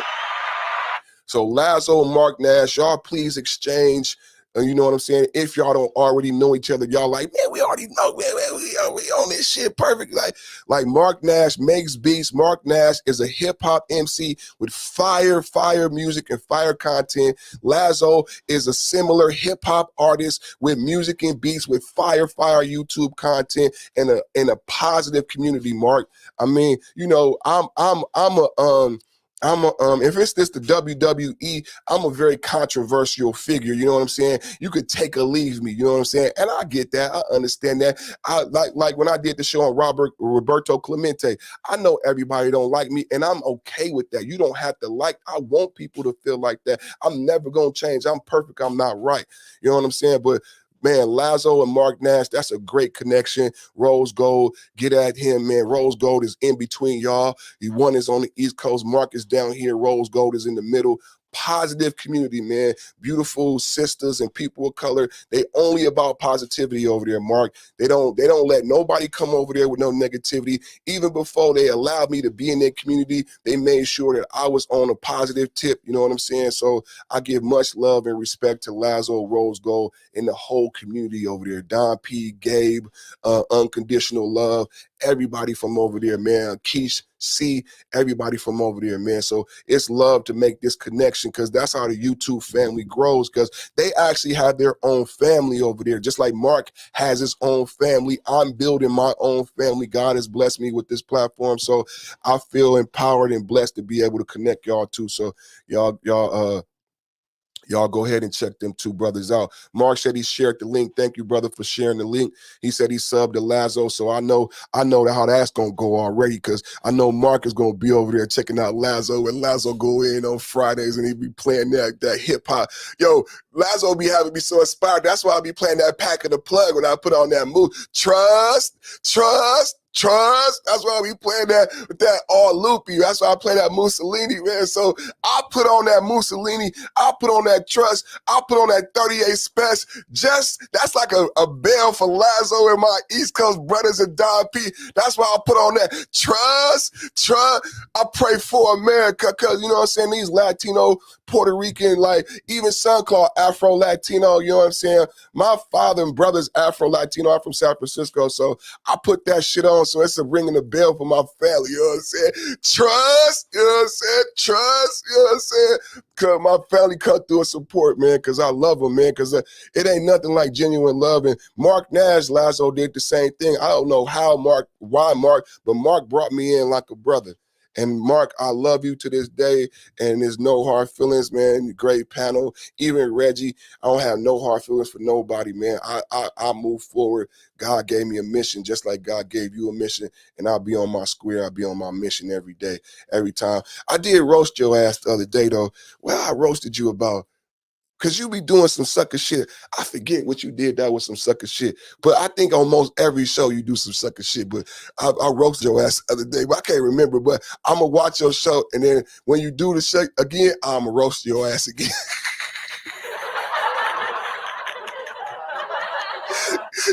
Damn, man, this brother go live, man. I mean, some YouTubers are setting the pace. I've said this thing is like a race. I even did a scripture. The scripture says, son, do you know it's a race? And in life is a race. Run the race to win prizes. What I said before I got that scripture is I said that this thing is like a race. I compared it to the Tour de France, that it's like a team. I said Lance Armstrong didn't win those races by himself. Live Strong was a team. It's a week-long race to the top of a mountain. As sometimes I'm tired, Mark Nash is in the lead. As sometimes I'm in the lead. Sometimes Lazo's in the lead. But if we're running the race together and we're all running it to get to the top of the mountain, see, there's no finish line. There's no first, second, or third. We all get to the top of the mountain together. So Mark Nash is one of these brothers who's a pace setter. You know what I'm saying? He's one of these brothers who's a pace setter. You know what I'm saying? So I appreciate him for his talents, because he gives you something to chase after. And then not only as a pace setter, think about if we're running as a team, right? And he wants me to win as much as I want him to win. And he's better than me, right? And he's in the front. But instead of being jealous, instead of having animosity, why not be understanding of what he's doing as a role? Because when he's in the front, when the big brother's in the front, he's getting all the flies in his face, the evil people throwing piss in his face. He has to break the wind for me. I'm able to run an easier race because people like Mark are the pace setter. Let's talk about something else. We'll talk about something. What y'all saying in the chat? We'll talk about something else. We'll talk about something. It ain't even Sunday. I ain't gonna start preaching. We ain't gonna start preaching, man. Hey, he said shit get spooky with the beat all loopy. Yeah. You know what I'm saying? Yeah, shit get spooky with the beat all loopy. That's my good brother right there, right? Hey, perfect game. Through my family, I tried to jump in here. Hey,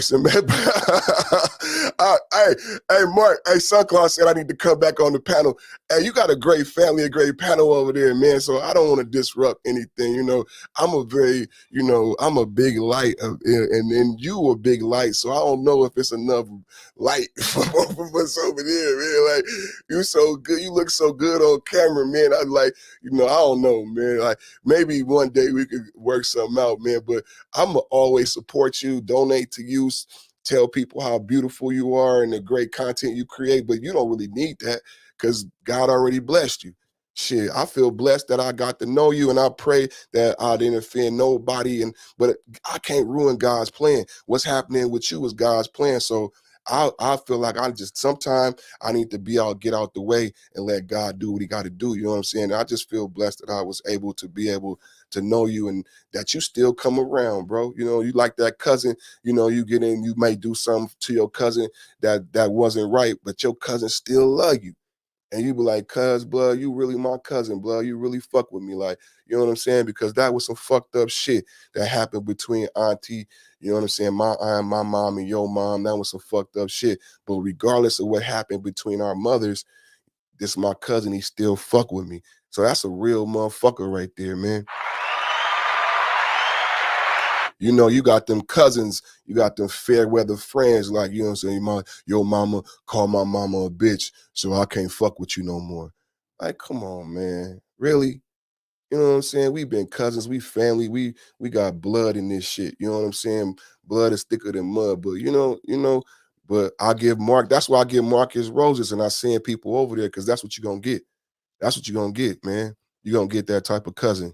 So, and who don't want that? I tell people all the time, like, who don't want Perfect as a friend? You damn sure don't want somebody like me, like an enemy. And I say that about Mark. Who don't want Orlazzo? Anybody 5.0 cool table. We are the table. These people you want as friends. I said, this brother Lazo got a family. This brother Mark got a family. These brothers you want as friends. Just know that. Anybody coming through the chat, don't get it twisted.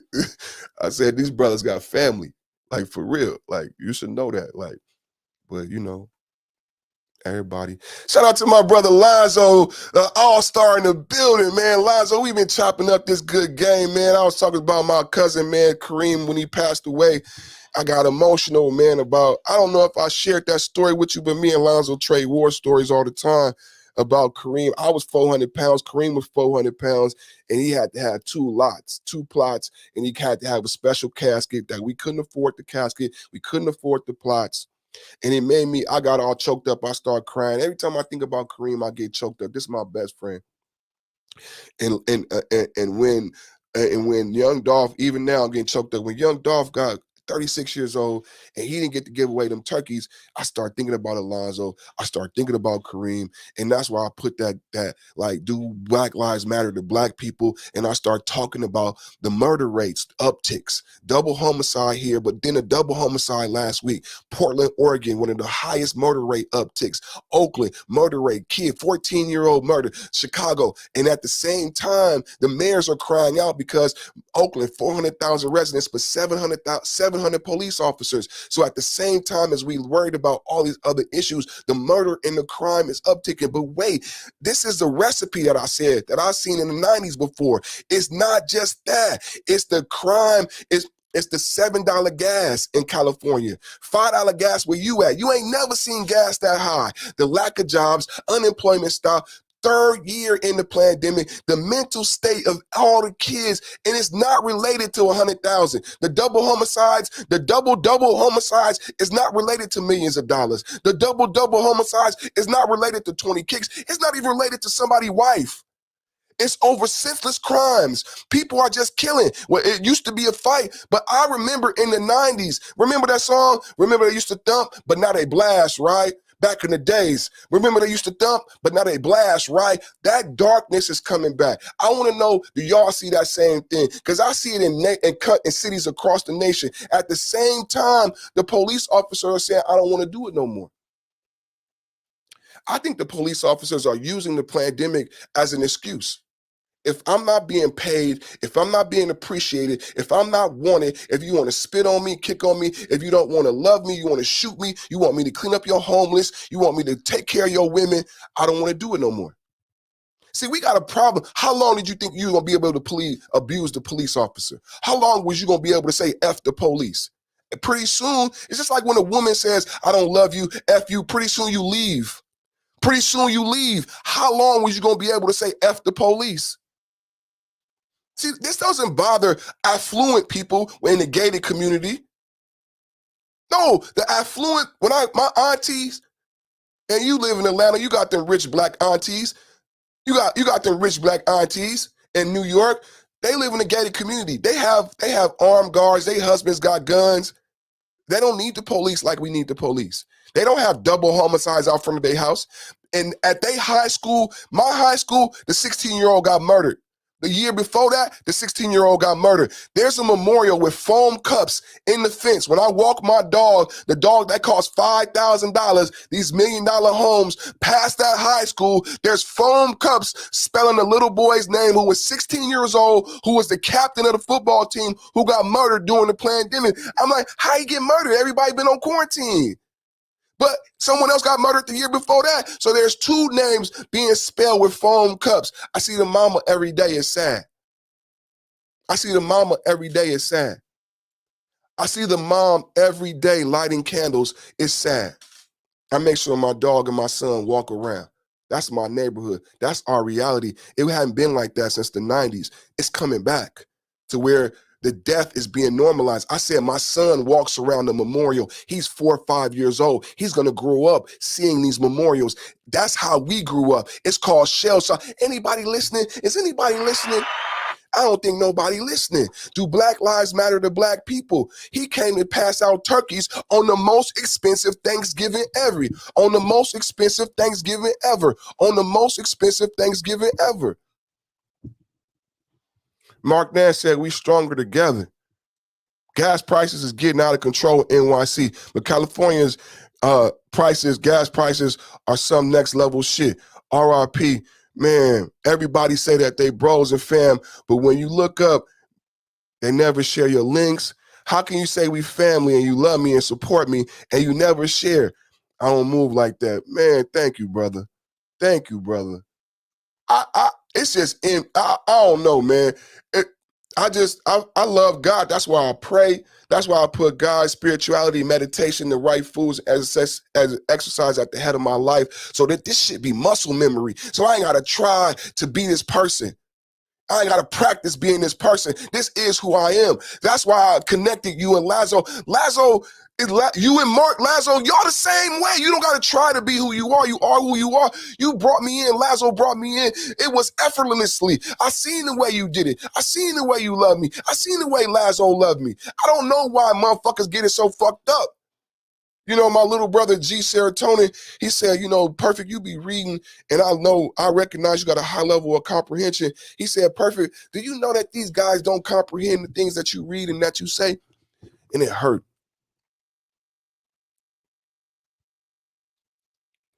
And I'm like,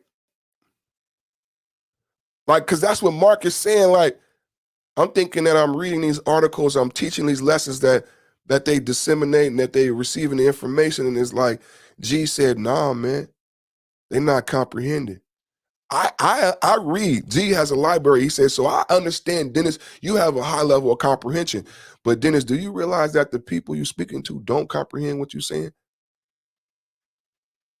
And I didn't. And it's discouraging sometimes, bro. So I asked the question in the poll. Let's check the poll. Let's check the poll because I want somebody to be pissed at me. Where the motherfuckers that get angry that think, oh, he's cooning or whatever? Where the angry people at? Mr. White was in the chat earlier. He wasn't angry, but so 80% of the people said no. 80% of the people said no. Black Lives Matter do not. You know what I said? I said black love. I was talking about black love. I said we don't believe in black love. I said black love equals black money. Why doesn't the black dollar circulate in the black community? Because we don't have black love. We don't understand black love. We don't support black marriage.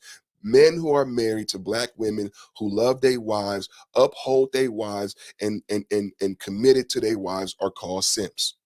I'm going to say it one more time. Black men who are married to black women, who love their black wives, who honor and who are committed to those black women are called simps. How do we know black love? Why are we putting hashtag black love? You don't respect black love. You don't honor black love. You don't respect the black man who's married to his wife. You don't not try to fuck his wife. You don't not offer to watch the kids so they can go out on a date and stay in love. It takes a village. You don't come over and help her clean the house. You don't come over and help her cook dinner. You don't support her in those ways. You don't help her do her hair. You don't help her go get her nails done. You don't support that brother. You don't go take him out for a beer. You don't support that marriage. You don't support black love. You don't support black love. You don't support black love. No. Pump and dump. PUA. Black women ain't shit. You don't support black love. I know for a fact you don't. I know for a fact you don't. Because if you did, we would have black money. Because that black love would produce you spending that money with another black family who believes in black love. I'm going to spend my money with Mark Nash. Mark Nash do this for me. Mark Nash do that for me. And I know that money is being spent on his black wife and black children. That black woman is not going to go buy her black hair from an Asian. She going to go buy her black hair from a black woman because she loves her kids and her children. She understands black love. See, as soon as we get the money, we go right to the Asian. We go right to the white man for everything. We don't go hire Mark Nash. Mark Nash make beats. If you're a YouTuber, you need beats. Mark Nash make beats. He'll do an intro for you, whatever you need. That money going to be spent on the black family. What I know I'll be having some far-fetched things, but for me, black love is black money, and I don't see us honoring black love because I don't see us honoring black men who are married, monogamous, and committed to their black wives. I don't see you supporting those black unions. I don't see you supporting that black woman when she's stressed out, when she's tired. I don't see you coming over there washing dishes. I see you talking shit about her dirty house. You don't know black love. You don't support black love. What my brother's talking about in the chat. 300, Pastor $40 and 300 then came through. Pastor $40 and 300 then came through. Shout out Pastor $40 and 300. Mark said, I'm gonna say that today and shout you out. It's, man, God gave us this. It's all from God, man. It's all from God, man. Say whatever, man. I don't care about the credit. I want people to start manifesting it. I want people to start embodying this spirit, man. That's why God gave me this. That's why I do the sermons. That's why he called me. Many are called, but few are chosen. You know what I'm saying? It's time for people to get checked. The question, do black people care about black people, is a check. Me talking about black love in that way and equating it to black money is a check.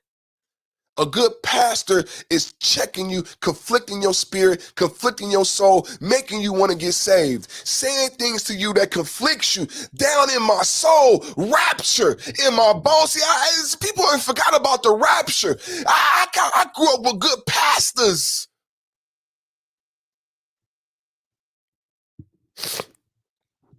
We ain't got a verdict yet. We ain't got a verdict yet. We ain't got a verdict yet. Shout out to my brother Lazo. What? So we put on some music.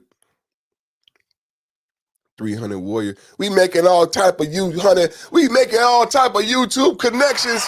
We making all type of YouTube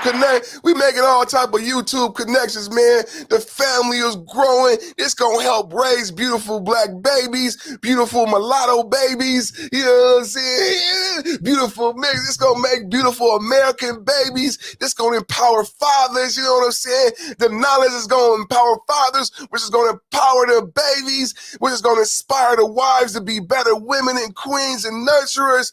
This is what it's about, baby. It ain't about arguing. It ain't about negativity. It's about building. 5.0 Build-A-Sphere. 5.0 Build-A-Sphere in here. 5.0 Build-A-Sphere in here, man. 5.0 Build-A-Sphere in here. Amen. Amen. Father power. Father power. That's what it's about, man. When we talk about black love, it's not leaving out white love. It's not leaving out brown love. It's not leaving out yellow love. It's about self-love on Selfish Thursdays. I'm talking about love for self and supporting that family. My brother Rogish, man, salute to Rogish and Toya. I remember Rogish was talking about what happens when you do get that woman and you do get that relationship. How will you remain successful without the support of the community? That's why every time I see Toya and Rogish, I pick on them, I celebrate them, I celebrate Mark, because we need to support that black love, support that black union. We need to be the soil so they can grow deep, strong roots so the tree can withstand when the wind comes, because the storm gonna come. Everybody don't wait on the storm. The storm gonna come. We be the soil so that Toya and Rogish grow strong roots so that tree just so that Mark Nash and his wife, then when that storm come, that tree just, you know what I'm saying? We be the soil. We be the soil. Baby girl, let me wash the dishes. Y'all go on a date. You know, let me pay for your nails. Hey, bro, you need a haircut. Let me give you a haircut. Hey, bro, let me take you out to have a beer. Hey, bro, you ain't smoked. I noticed you just bought something for your wife. You might not have your little tree. Hey, I just got a little something, man. Come pick this up. Come pick this up. If you know Mark, if you know somebody married and he doing the right thing, you know what I'm saying? I mean, I'm about to get choked up again. That's how you support black love. That's how you support black love, because raising these kids is expensive. Having a wife is expensive. It's mentally taxing. So call your brother that's married. Shoot on that bird. Shoot on that cash app on that 50 for no reason. Cash app on that 50 for no reason. Take your girl out for mimosas for no reason. Girl, you faithful to your husband. You always looking out for them kids, because that's what it means. When they say it takes a village, I don't think you understand what it means by taking a village. Don't talk about her dirty house. Don't talk about her dirty house. Help her clean the house. Teach her how to clean the house. Teach her how to cook the meals. Teach her how to prepare for a whole week. Teach her how to budget. That's how we support. That's what it is. That's what it means. It takes a village. You're supposed to be coming over, especially if she didn't have a mama that was right and she trying to do the right thing. Man, sis, you know your mama was on dope. So I know nobody taught you how to be a wife. Nobody taught you how to be a mama. Come on, I'm going to come stay with you for 2 weeks. See, my Indian brother, when he got married, his mom lived with them for 6 months to 2 years, taught his wife how to be a mother. When the woman is first nursing a child, she's never nursing a child. It could be mentally taxing. It could be vexing. That's why they have a nurse maid and things like that. The mother's supposed to come. So some of our mamas is on dope.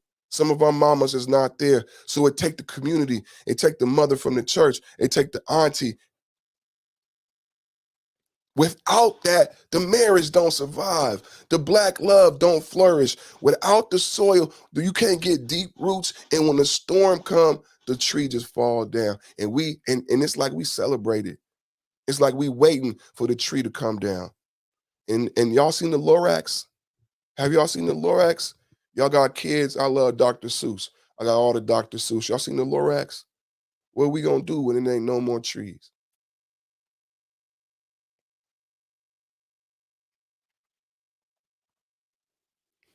Young Dolph, 36 years old, millionaire. It's the most expensive Thanksgiving ever. and it looked like a video game. They just killed him with a truckload of turkeys in an impoverished neighborhood. If you notice, how many people have noticed what the police look like?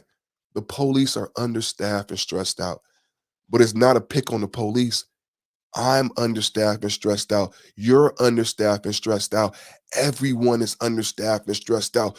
3 years in the pandemic. They're underpaid, understaffed, stressed out. They're dealing with the pandemic. They're dealing with sick people. They're dealing with deaths. They're dealing with children stressed out from the in-home school. As police officers, has anybody seen how police officers are looking? Who gives a fuck right now? I don't think no one cares, but you should care. You should care. In the Travis Scott's, when that little girl fell off of that barrier, I said those police look fearful. They were trying to get away and get out of the crowd. Stories are coming out now, as I've been defending Travis Scott all week.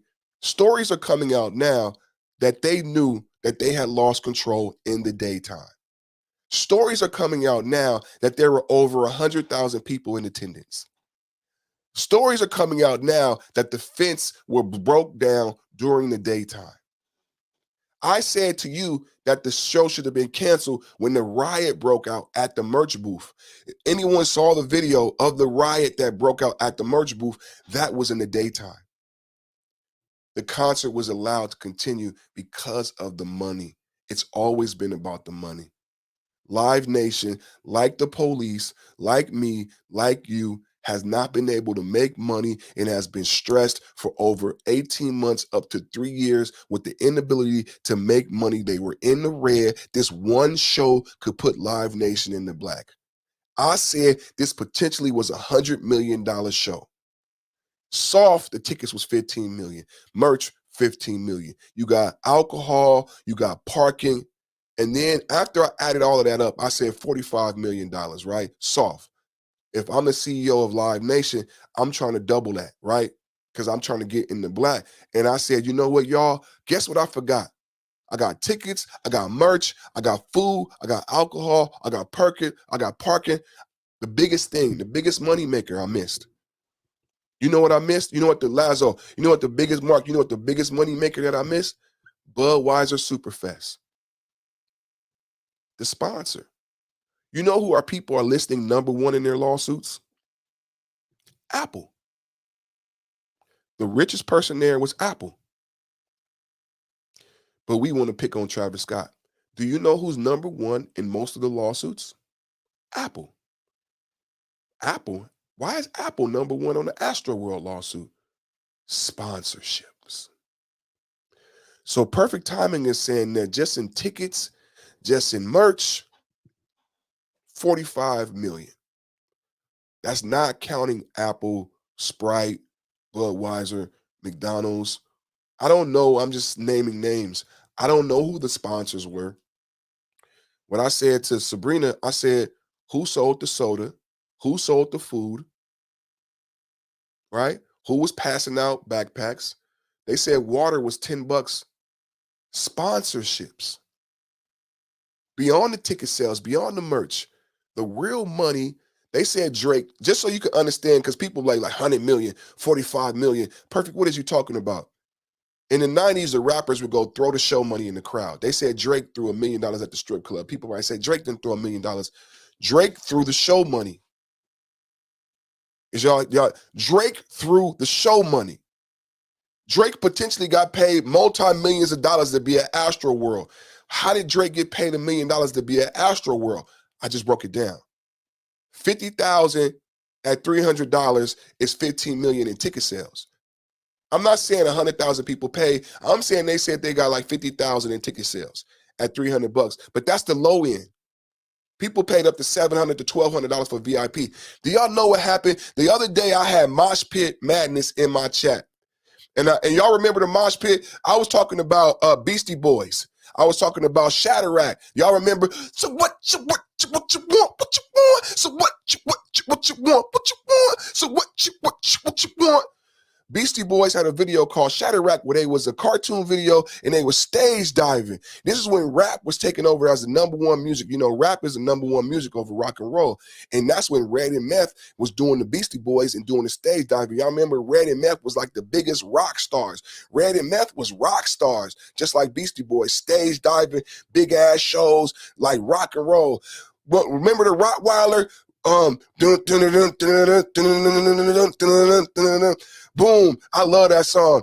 You high on the bull, like my hands on the bull. Man, I can't remember right now, but you used to be able to have a mosh pit. Guess what Live Nation did to the mosh pit?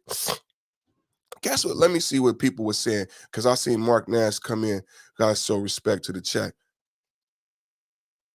Mark Nash was saying, no, I don't cheat on my wife. Either my conscience won't let me. I come back feeling guilty. Nah, we don't cheat. We don't do that. We don't promote PUA. We don't promote. Never seen the Lorax. You never seen the Lorax? Oh man, you gotta get the Lorax, man. The Lorax is good. The book and the movie. Get the old Dr. Seuss. I got the old.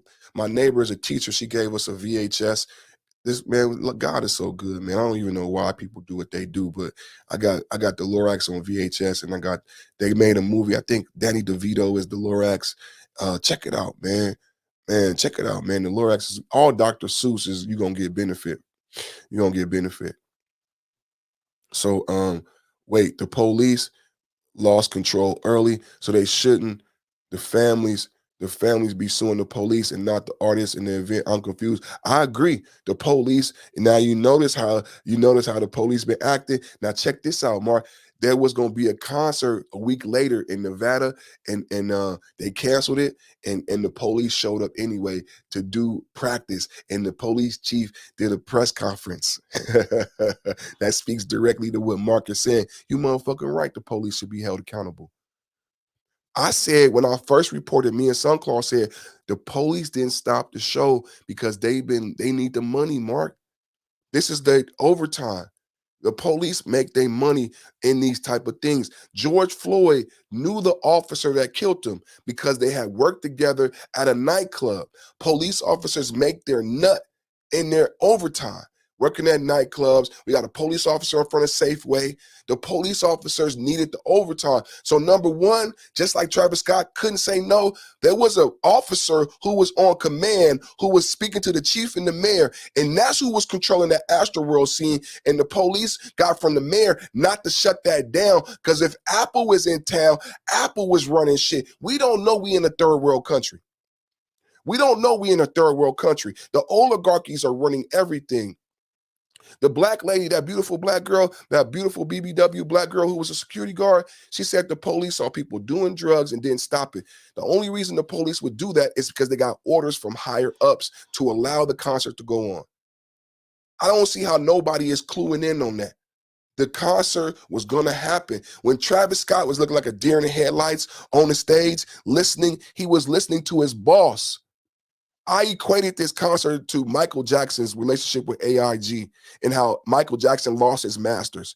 If Travis Scott, which he didn't have the power to, because he's not paying the sound man, he's not paying the DJ, he's not paying the pyrotechnical guy. Live Nation is paying these motherfuckers, man. Who the fuck would Travis Scott say stop to? Travis Scott ain't the chief of police, and he ain't paying nobody. Travis Scott ain't Live Nation. Travis Scott could walk off stage and lose his whole life. Hello, people. Travis Scott could walk off stage and lose his whole life like Michael Jackson, but Travis Scott ain't running shit. It's a little black boy.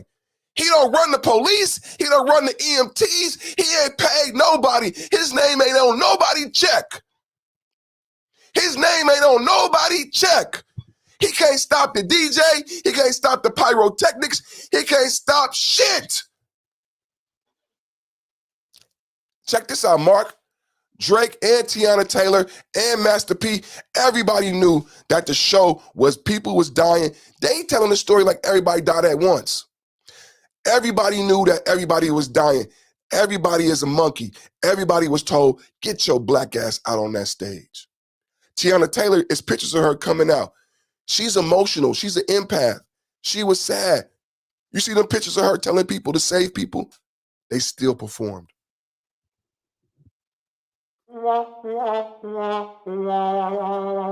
Why did they perform? Travis Scott made them perform. All of them have liability with Live Nation. Alonzo Hall was in the chat earlier. All of them have life insurance policies via Live Nation. Fuck around and get missing, allegedly. All of them have life insurance policies via their record company and Live Nation. Hold on, Perfect. All of them have life insurance policies via record company and Live Nation. Everybody was told, get the fuck on the stage. Everybody was told, get the fuck on the stage. Everybody knew people had died. They are telling you a story like everybody died at once. Oh, Perfect did it again. Perfect did it again. I'm just bringing critical thinking to the argument. I'm just bringing critical thinking to the argument.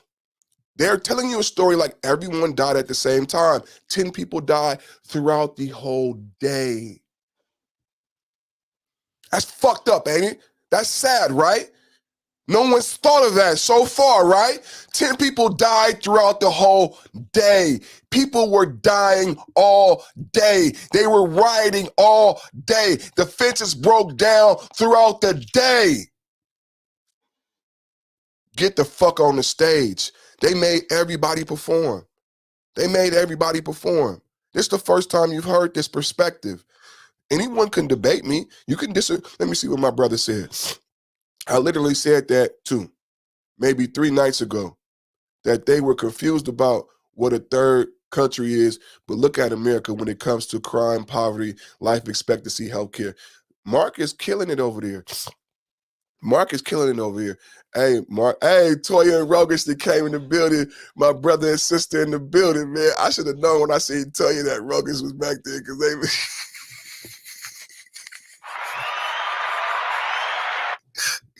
Hey, I love y'all, man. I love y'all so much, man. Hey, 5.0, 5.0, 5.0, 5.0, 5.0, man. I love y'all so much, man. How's everybody doing, man? It's a beautiful Thursday, man. Brand new trend. 5.0 is men elevating men. 5.0 is setting a new trend. 5.0, 5.0, 5.0. 5.0, 5.0, 5.0. 5.0, 5.0, 5.0. 5.0, 5.0, let's go. 4.0, let them hoes in the dough. 4.0, let them hoes in the dough. 5.0, shutting that down for show. 5.0, 5.0, 5.0. 5.0, 5.0, 5.0. 5.0, it's men elevating men. 5.0, it's setting brand new trends. 5.0, it's men elevating men. 5.0, it's setting brand new trends. 5.0, 5.0, 5.0. 5.0, 5.0, 5.0. 4.0, let them hoes in the dough. 5.0, shut that shit down for show. You know, I got a little razzle dazzle, you know what I'm saying? I do a little something. This is a little something, man. You know what I'm saying? Perfect Timing Podcast. My name is Perfect. This is part of the Perfect Timing Podcast Network. We live on 3 channels right now. I'm simulcasting via StreamYard. I'm live on Perfect Timing Podcast. That's what you're watching me on right now. I'm also live on my backup YouTube channel, Perfect Timing Podcast Live. Get your ass over here and subscribe to that too, because the storm will come. I'm also live on Facebook at Patrick Potter. Don't ask me why, but that's my name. I'm also on Instagram at Big D Whitaker when I'm sticking her, putting dick in her, you know what I'm saying? Fixing her, whipping her, and ticking her, you know what I mean? I'm also over there on Twitter. Shout out to Toya. That's my good sister in the chat. Toya the Tutor. She on Twitter on Butterscotch. Woo! Butterscotch is on fire. That's all I'm going to say about that. Sweet and sour. Sweet and sour.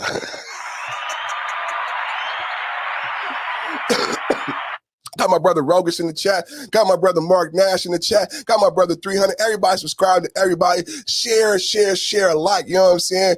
Rogish got that black pill commentary, but now Rogish is all in love. Rogish is all in love. Don't that sound? Hold on. Don't that sound like a book? Don't that sound like a book?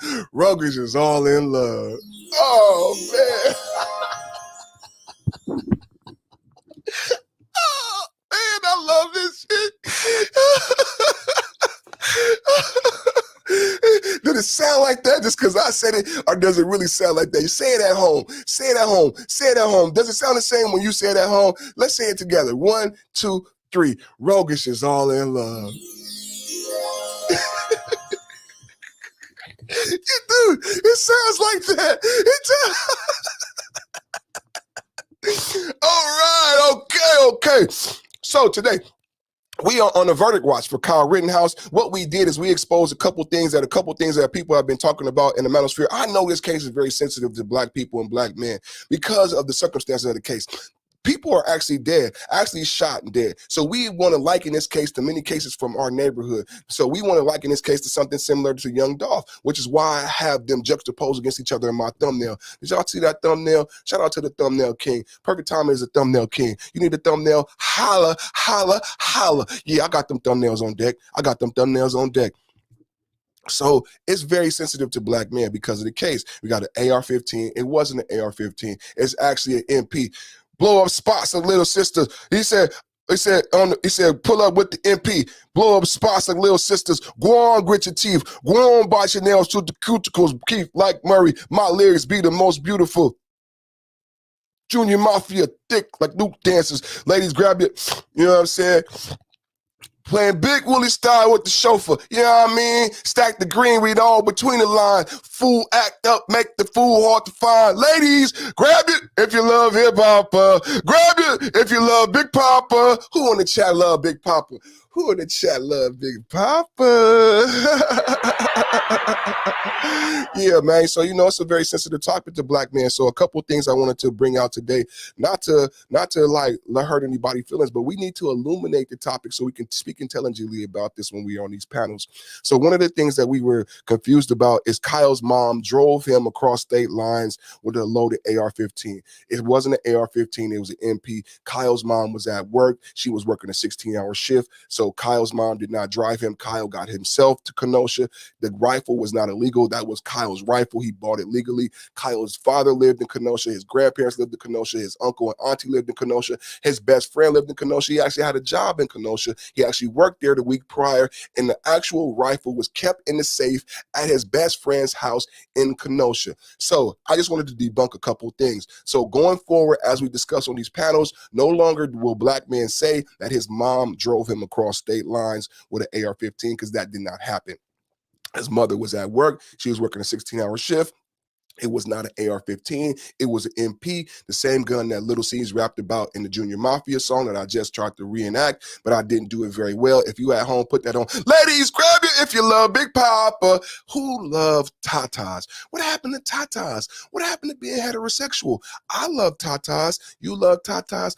Grab your tatas if you love Big Papa. So his mom did not drive him across state lines. It wasn't an AR-15. It was an MP. It was actually his rifle, which is why the judge threw the rifle out. He will not be charged for the rifle. Judge Schroeder threw the rifle out. The gun was not illegal. He possessed it legally. He purchased it. It was in a safe. Now, number two, why was he on the scene? Sunclaw just called in. Shout out to Sunclaw. Let's save a prayer. I said my prayer already today, but now we got a lot of new people in the chat. Make sure you subscribe. Make sure you vote in the poll. Hit the notification bell. Subscribe to my backup channel. Go over to my Facebook. Sunclaw just told us that Kyle was requested to be at that car lot by the owners of the car lot. Bombshell, bombshell, bombshell, coffin nail. Kyle was requested to be there by the owners of the car lot because of insurance purposes. Shout out to Alonzo Hall, the financial all-star in the chat. If you don't have your your estate planning together, if you don't have your life insurance together, and you've been thinking about purchasing life insurance, maybe the Young Dolph murder, maybe Kyle Rittenhouse, and you've been saying to yourself, I need to get life insurance, I need to do my estate planning, get at Alonzo Hall. There's do a consultation, and a good brother, she works with Alonzo Hall. He should vouch for him. This brother has educated me on the difference between term and long life insurance. He does classes, he does lectures, he's given the lessons on financial products for absolutely free. I love my brother Alonzo Hall. So number two, why was Kyle there? Kyle was there by request. Over $1 million had already been destroyed in property, and the insurance company had told that lie that they would no longer cover them. So they had to hire their own protection to protect the lie, because if they had burnt down, and we saw Rosenbaum trying to blow up a gas station, the insurance company had told the owners of those businesses if they lose their business in the protest, they would not recoup. Are y'all now? Why wouldn't the police exist to protect businesses and property and money, right? Why wouldn't the police? What did I just tell you about defunding the police? What did I just tell you about the low staff at the police? The police were overwhelmed that night. Mark over here poaching. Toya, if you do an episode with Mark, no, I'm just fucking. Mark over here poaching. 5.0, I don't get it, but I'm entertained. Ella. So 5.0 is a version of the manosphere. I don't consider myself part of the manosphere anymore, but so the manosphere is the Black sector of YouTube that was created to inspire Black men to be better men, be better fathers, and be better leaders in the community. There's different iterations of the manosphere. I did not create this. I learned this from a brother named Wacky World TV, a good brother in Soul and Black. There's 1.0 and 2.0, which Wacky World is a part of. 5.0 was created after Angry Man did a video called 4.0 is goofy as fuck. And basically Angry Man was talking about, you see a lot of disingenuous people who are of the opposite sex, who claim to be part of the manosphere, who create disingenuous topic, who actually muddy up the waters. Angry Man got frustrated with that one night. He did a video called 4.0 Goofy as Fuck, where he actually named names, and he talked about how some of these women who are in this space, who actually don't love Black men, who make more money, who have more followers than those men, got into the space via these men who actually were here trying to have sex and not promote, build Black men and Black families, like I said, who really don't believe in Black love. So after Angry Man did the 4.0 video, I immediately did the 5.0 video, and I said, when Angry Man defined 4.0, he named names. He left out a lot of the people on the Roger Report panel, and my foray into YouTube came from the Roger Report panel. Shout out to Roger Report. Make sure y'all go subscribe to the Roger Report. He's live every day. He's like the Good Morning America for Black men. Great brother, great content. Black Uru, all the good brothers over there. You can find Rogus over there. I don't know if Rogus, you still go over there. You won't find me over there, but I support Black men. I love Black men, and I want you guys. Roger been doing a new format. He's been putting links in the chat and links in the description. He's done that before, but he seems to be doing that consistently now. And I would tell Roger, keep doing that. That seems to be a successful format for you. So y'all subscribe to Roger Report. So that's where I came into the YouTube game, and he didn't mention any of the names over there, and he didn't talk about the things that we were doing, because we were not entertaining that type of level of conversation. We were talking about building fathers, building families, and Black love being a positive thing. So I said, what we do is different than 4.0. So I created 5.0. I created a theme song, because every Black superhero need good theme music, right? Every Black superhero got to have theme music. So I created a theme song, and I started going forward with 5.0 to say that this version of YouTube that I'm part of, and we believe in God, we believe in marriage, we believe in monogamy. I believe in heterosexual love for Black men. Like, I said this to Mark when I first met Mark. I don't believe Black men say we love each other enough. Like, we so quick to kill each other, like the day with young Dolph, but we don't say we love each other enough. Mark said earlier that you say you love me and you say you're my brother, but you don't share my video. You don't like my video. Like, you have an animosity, a jealousy in the root of your emotional structure, to be honest. So I created 5.0 to inspire this new mentality amongst men, that we are men elevating men, and that we accept you no matter where you are. We are not judging you. I don't care. I decimated the simp, the pimp, the hustler, all of that. I don't care what level you are of your mentality as a man. Come to 5.0. It's about men elevating men. It's about father power. It's not about judging you about how you live your life. You may not have had a father. You may have not had a big brother. I do the Sunday because you may not have a good relationship with God. You may not be comfortable with praying in the same way. I give them my phone number so brothers can call me and say, D, I need you to pray for me. I need to repent. My grandmother, when I call my grandmother rest in peace, she wouldn't even say hello. She would say, D, did you repent today? And I'll be stuck. I'll be half mad. I'll be mad. I'll be wanting to cuss. But I love my grandmother so much. I'll just say no. And then we'll pray before we even would speak. I'd be so happy to speak to my grandmother. She's not even here no more.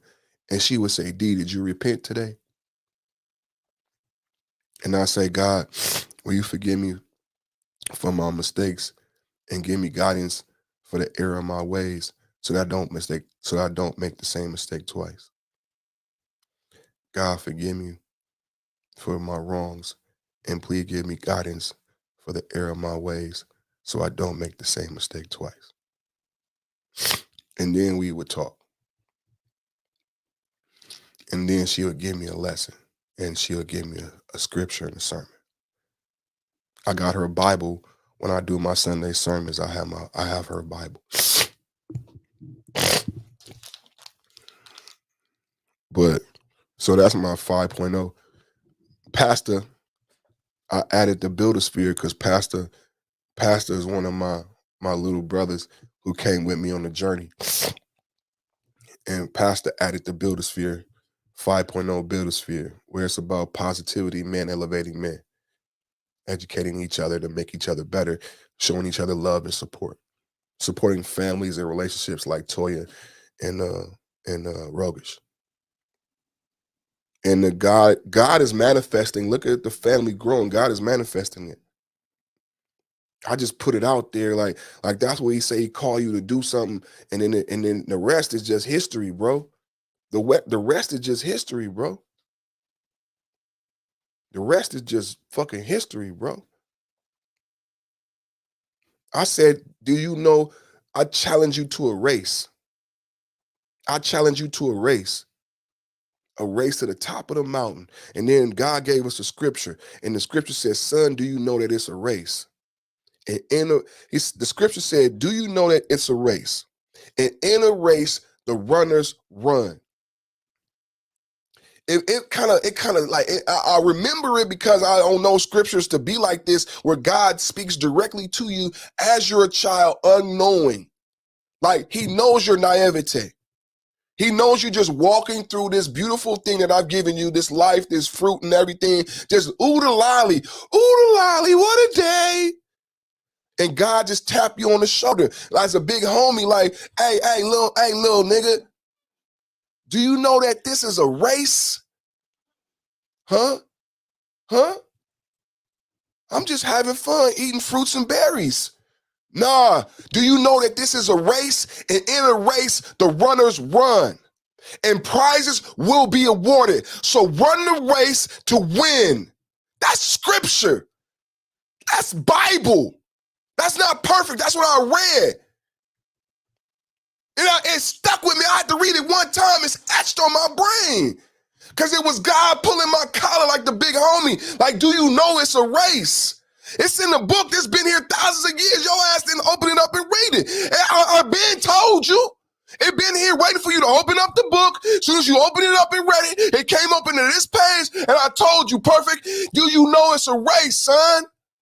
And in a race, the runners run. Run to win. Run to win. Do black people love black people? Do black people know it's a race? Are black people running in a race to win? I don't think so.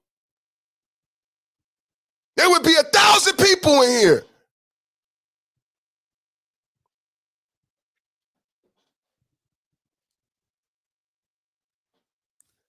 Give out some free shit. Let's do a giveaway. Give out some free shit. Put up disrespect some women and put up some stupid disrespectful pictures of women, or let's say something disrespectful about women. Then we get the numbers. But me try to build a perfect man, me talking about black love. Hey, look at this. Look at this thing. God, dog. Look at this. I know somebody gonna try to grow they shit. Look at this. Oh my God. Oh my God. Look at I was spitting and flowing, y'all, and the light just hit the silver, salt, and pepper. Cause I be self-conscious because I'm getting older. I don't like the gray, but somebody requested that I grow this back. And the way the light just hit me, I was like, and I'm the most extinguished gentleman in the world.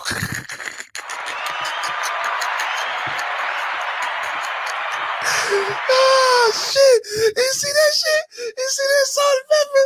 It says excessive pepper. Excessive pepper about some pepper incorporated salt and pepper. It's salt and pepper. It's salt and pepper. Where your auntie at? Where your auntie at? Hey, tell your mama come here. Tell your mama Dennis is here.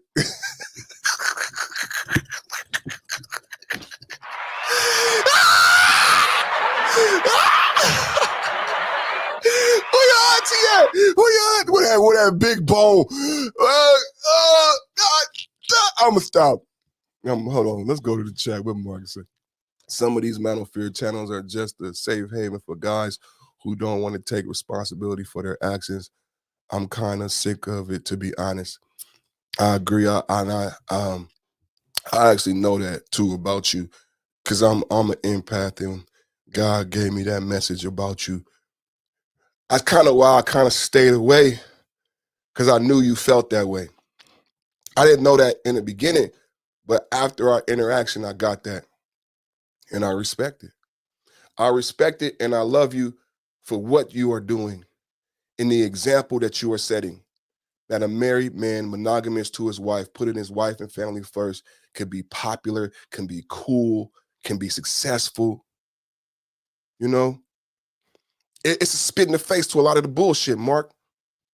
Your existence is a spit in the face to all the whining and complaining and bullshit.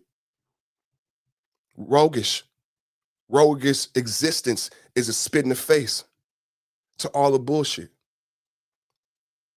You can't have roguish on your panel. You can't have perfect on. You can't have Marco, because it's a spit in the face to the bullshit that you preach. It makes it look like fucking stupid. You know what I mean? So I get it, bro. I love you, bro. And keep being that example. I love you, roguish. I'll keep being that example. Keep being that example. I got a phone call from Texas. I'm live. Let's see who it is. Hello? Hello? What's up? Oh, man, I'm on live. Hold on, let me go on mute.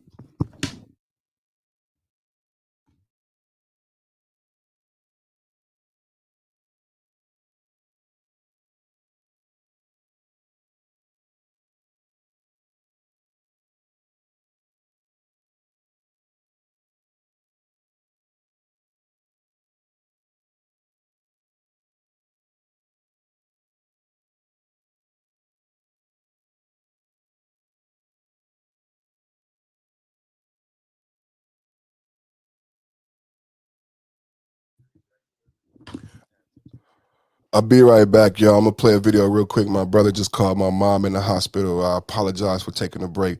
I'm going to put on a video for y'all. I'll be right back.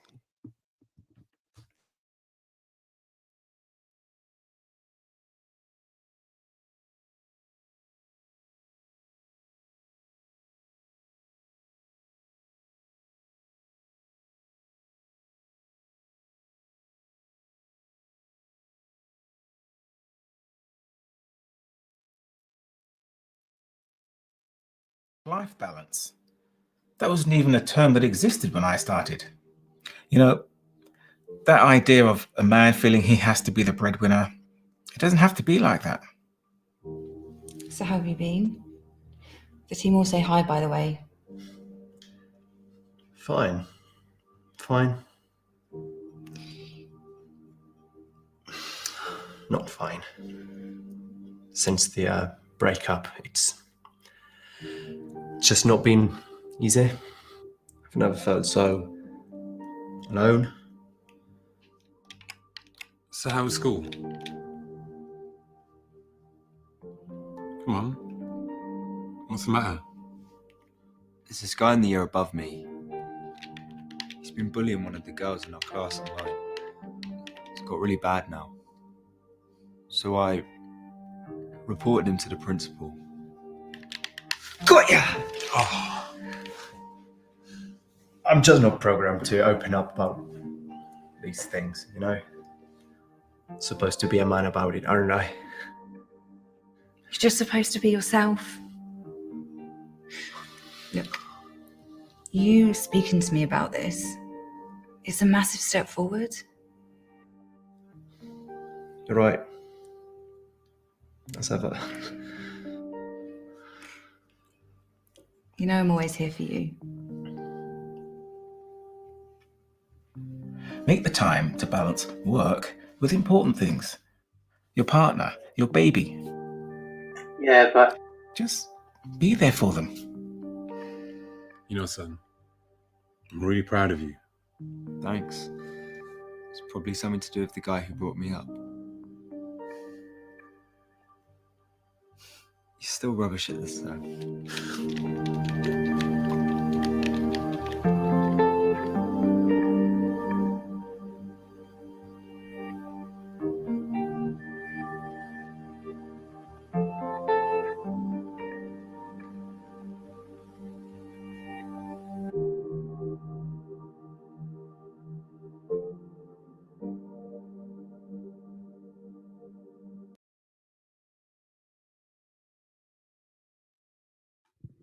Today's International Men's Day. What y'all think of the video right there?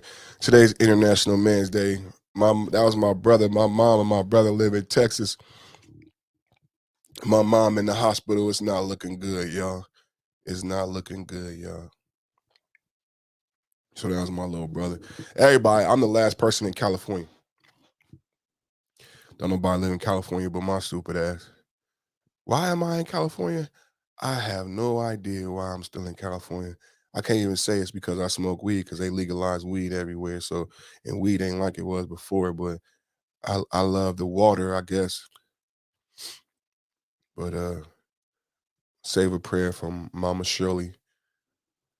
But it's not looking good, man. It's not looking good, man. This pandemic and with people with comorbidities and you don't take care of yourself and the crack era, man, we like that. Like I said, the '90s, man. The '90s wasn't. People talk about the golden era. It wasn't no golden era in the '90s, man. It was dark, man. And there's repercussions. Two of my little brothers was born addicted to crack cocaine.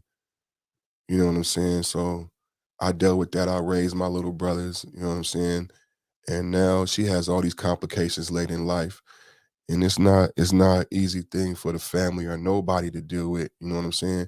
And it's like me and my brother is like dealing with how do we have like emotions. Like me and him both don't go to funerals no more. I've been to so many funerals. Think about Young Dolph. We like the PTSD that we have. Like I don't go to funerals no more because I've been to like over 100 funerals. Like I can't go to a funeral no more.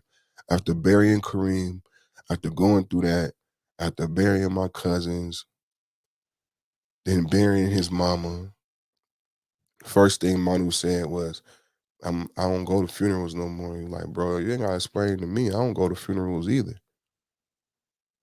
It's like this thing that we've been through. Like we take so much.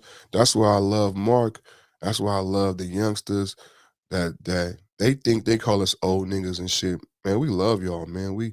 When they talk about the going out of the country and I always, when there be niggas on the panel hating them, I always come do my speech and then quiet everybody. I said, my grandfather couldn't think like this. My father couldn't think like this. They weren't allowed to have passports and think globally and think about black men in the 30s or 40s fucking women around the world and having the mind that they can go use their dick in that way. I'm not promoting it, but I'm just saying the masculinity that's being shown by these young brothers, man, I support that, man. You know what I'm saying, man? Like, how you gonna hate on brothers going around the world having passports when black men, the American black man, was constrained with his movements. Even within the country, you couldn't go to certain states. So I want these brothers to be global citizens to get their passport. Now, does the destination, does sex have to be the reason for the destination, for the emancipation and the reason for your travel? Like, I don't agree with that because I don't agree with the pump and dump. I don't agree with making babies in the world and leaving and not raising that child. So it's like, but I do respect and promote the idea that I'm a global citizen as a black man, I don't have to stay in America. I can own and do business outside of the country because my grandfather didn't think that way. So pastor said, leave Cali and bring the kids to Texas. You don't know how close I am, bro. Shit, I don't know if I 2022, I don't know about California, y'all. I'll tell you that. Y'all see this picture I got up here? So this a little girl. Check this out, y'all. This is dedicated to my brother Sunclaw. So check this out, y'all. This is a turtle on top of his shell. And what it says is, she believed that this is freedom. So let's call the turtle Meg the turtle. This is Meg, or Cardi B turtle. Cardi B turtle. Meg the turtle, Cardi B turtle. She believed that this is freedom, but she did not know that she had lost her security. A silent message for those from modern dress.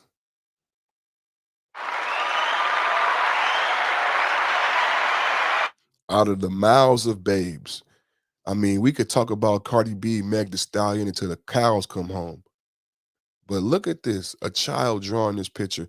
I said before on here when I talked about the hijab and 3/4 of cloth, I said no man or no father can make a woman wear 3/4 of cloth. It has to be that woman's understanding of her own value. She has to understand and know that God is great. God created me, and only in the eyes of God can see me, or my father, or my brother, or my husband. And who are you to put your eyes upon me? It has to be an ultimate value. You might say, Dennis, that's conceited, but think about the value and self-love that a woman must have to perform the 3/4 of cloth, the hijab. It can't be forced upon her. It has to be her own understanding. And that's why Nike created a hijab, because the women wanted to run track and play sports, but still keep the honor of themselves, keep their self-value, their self-worth. Like, no one is making me wear this while I run track. I am choosing to cover my face only because I don't know who you are, and God does not know who you are. Hold on. Nobody is making them wearing a hijab. So this little girl at a young age has this understanding. Someone is giving her this analogy. Now look at the turtle. The turtle can be killed and eaten. The turtle is no longer protected. This shell is impenetrable. If the turtle was attacked while in the shell, the turtle could close in the legs and the head and not be damaged. That's why turtles and tortoises live for thousands of years, because they have such a protective shell. But somehow in this day and age, we've been telling our daughters, we told them to remove the shell, remove the protection. You don't need a man. You don't need a husband. You don't need community. You don't need family.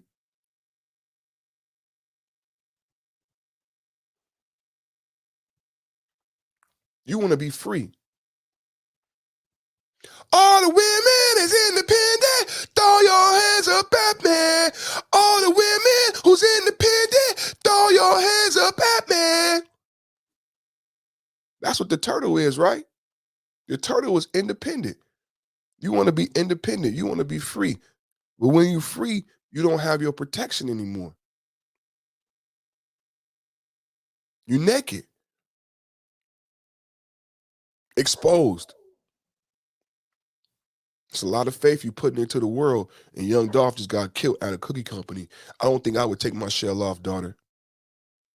I don't think I would take my shell off, son. Not now, not today, not in these times.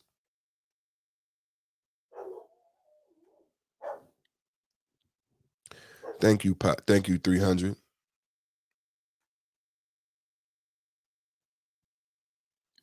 Pastor said you gotta put the weed down.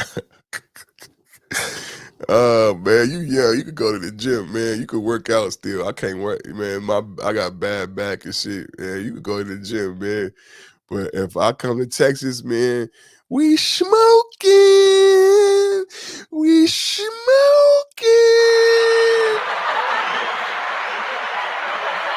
Shit, I'm growing, boy. I'm a grower, boy. I grow. I'm bringing seeds. I'm bringing butter. You got them worms. I'm getting them worm casts. We making some soil, boy. I'm growing. So he said, don't be a quitter, Pastor. You know what I'm saying? Nah, we smoking. I come out there, we smoking. I can't get fat, though. I want to eat, though, Pastor. I'm like, I want to go to Papa Do's so bad, bro. And then I don't eat meat. And I'll be like, if I go out there, I want to try to barbecue one time. But it's like, man, I don't know if I could do it. You know what keeps me away from eating the meat is I can't get constipated again. I don't want to never have a shit like that again. As you get older, I want to have a nice, cool shit. When I go to the bathroom, my bowel movement, I need a nice, cool shit. I can't be in the bathroom crying and moaning. That red meat, eating all that meat, nah, I just eat. You know, when I go to the bathroom, it's such a lovely thing. You know what I'm saying? It's just, that's the most motivating thing about my lifestyle, my diet. So that's what keep me away from going back to eating the meat. I'll be so mad at myself. I'll be constipated on the toilet. I'll be like, why the fuck did you eat that? Like, nah, man, I can't do it, man. I can't do it. Y'all don't want to hear about me, my bowel movement. You need to have a bowel movement every day, at least 1 or 2 bowel movements every day, or you not regular. You remember grandma would tell you to be regular. Oh, I can't hear nothing. You can't hear? You can't hear nothing? Toya the tutor. Rogus is on the cricket too. Rogus then brought back that laid back debonair avatar. I remember he had that avatar when I first met him. You know what I'm saying? Get that cricket life together, man.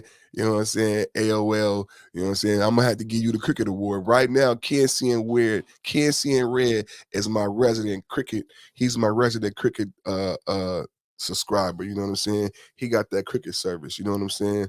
So Rogus right now, he got some cricket shit going on over there, man. Get that cricket AOL AIM game together, man. You know what I'm saying? But you know what? God is good. It's so good to see Ken Seeing Red in the chat. And Ken Seeing Red daughter had a birthday. He raised 2 girls. So we were so happy and blessed to see Ken Seeing Red. And what does that say? That's saying that's Spanish. Toya, you know different languages too. I don't know different language. I should know that because you in Texas and you gotta know Spanish. It's just like California. Hey, what's up, Blondie? Blondie Dre, what's up? What's up? Oh, it look good.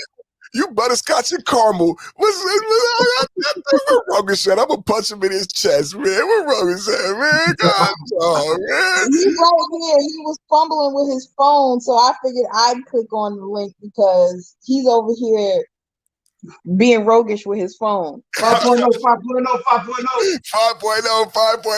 5.0. My brother having technical difficulties. You gotta call IT, bro. Call help desk.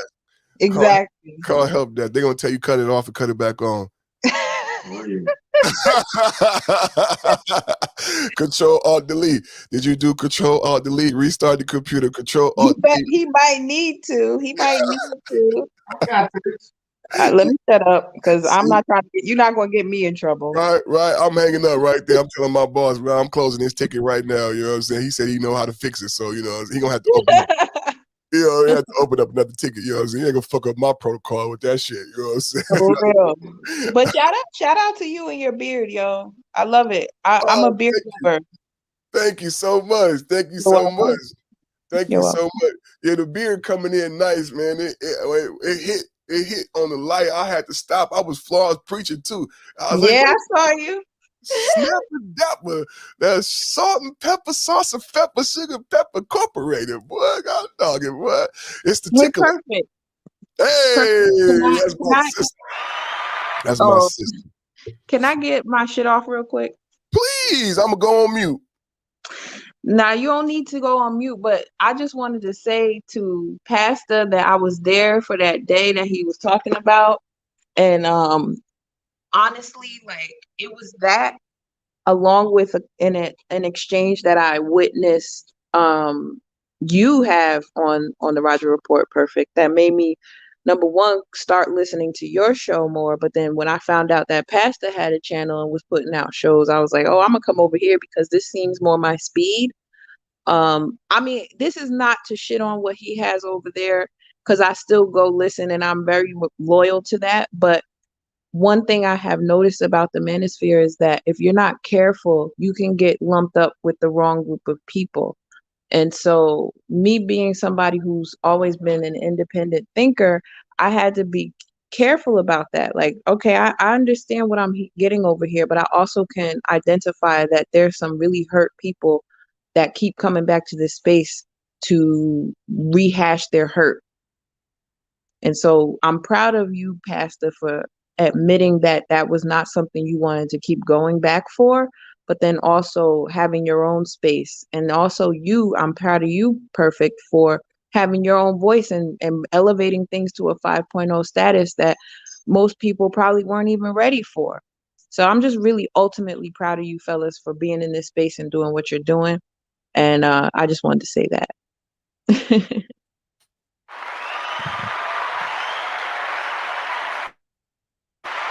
Raise the roof, everybody at home. Raise the roof. Toy the Tutor in the building.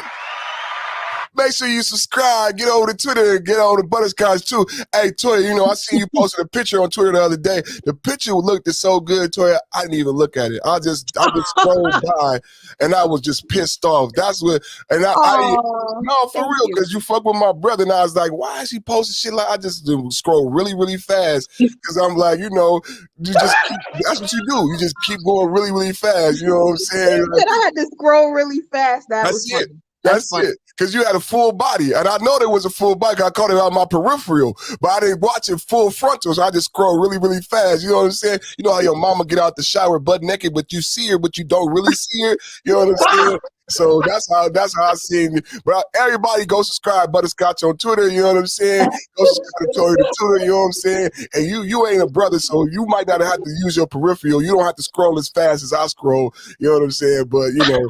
Well, I'm not out there inappropriate. Don't oversell it. I'm not out there with my cheeks hanging out or nothing. Wait a minute.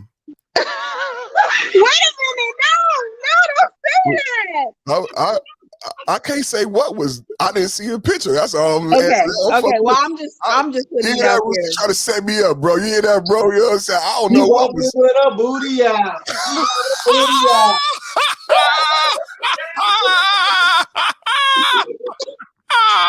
You know what? It's peanut butter jelly time. Peanut butter jelly time. Peanut butter jelly. Peanut butter jelly. Peanut butter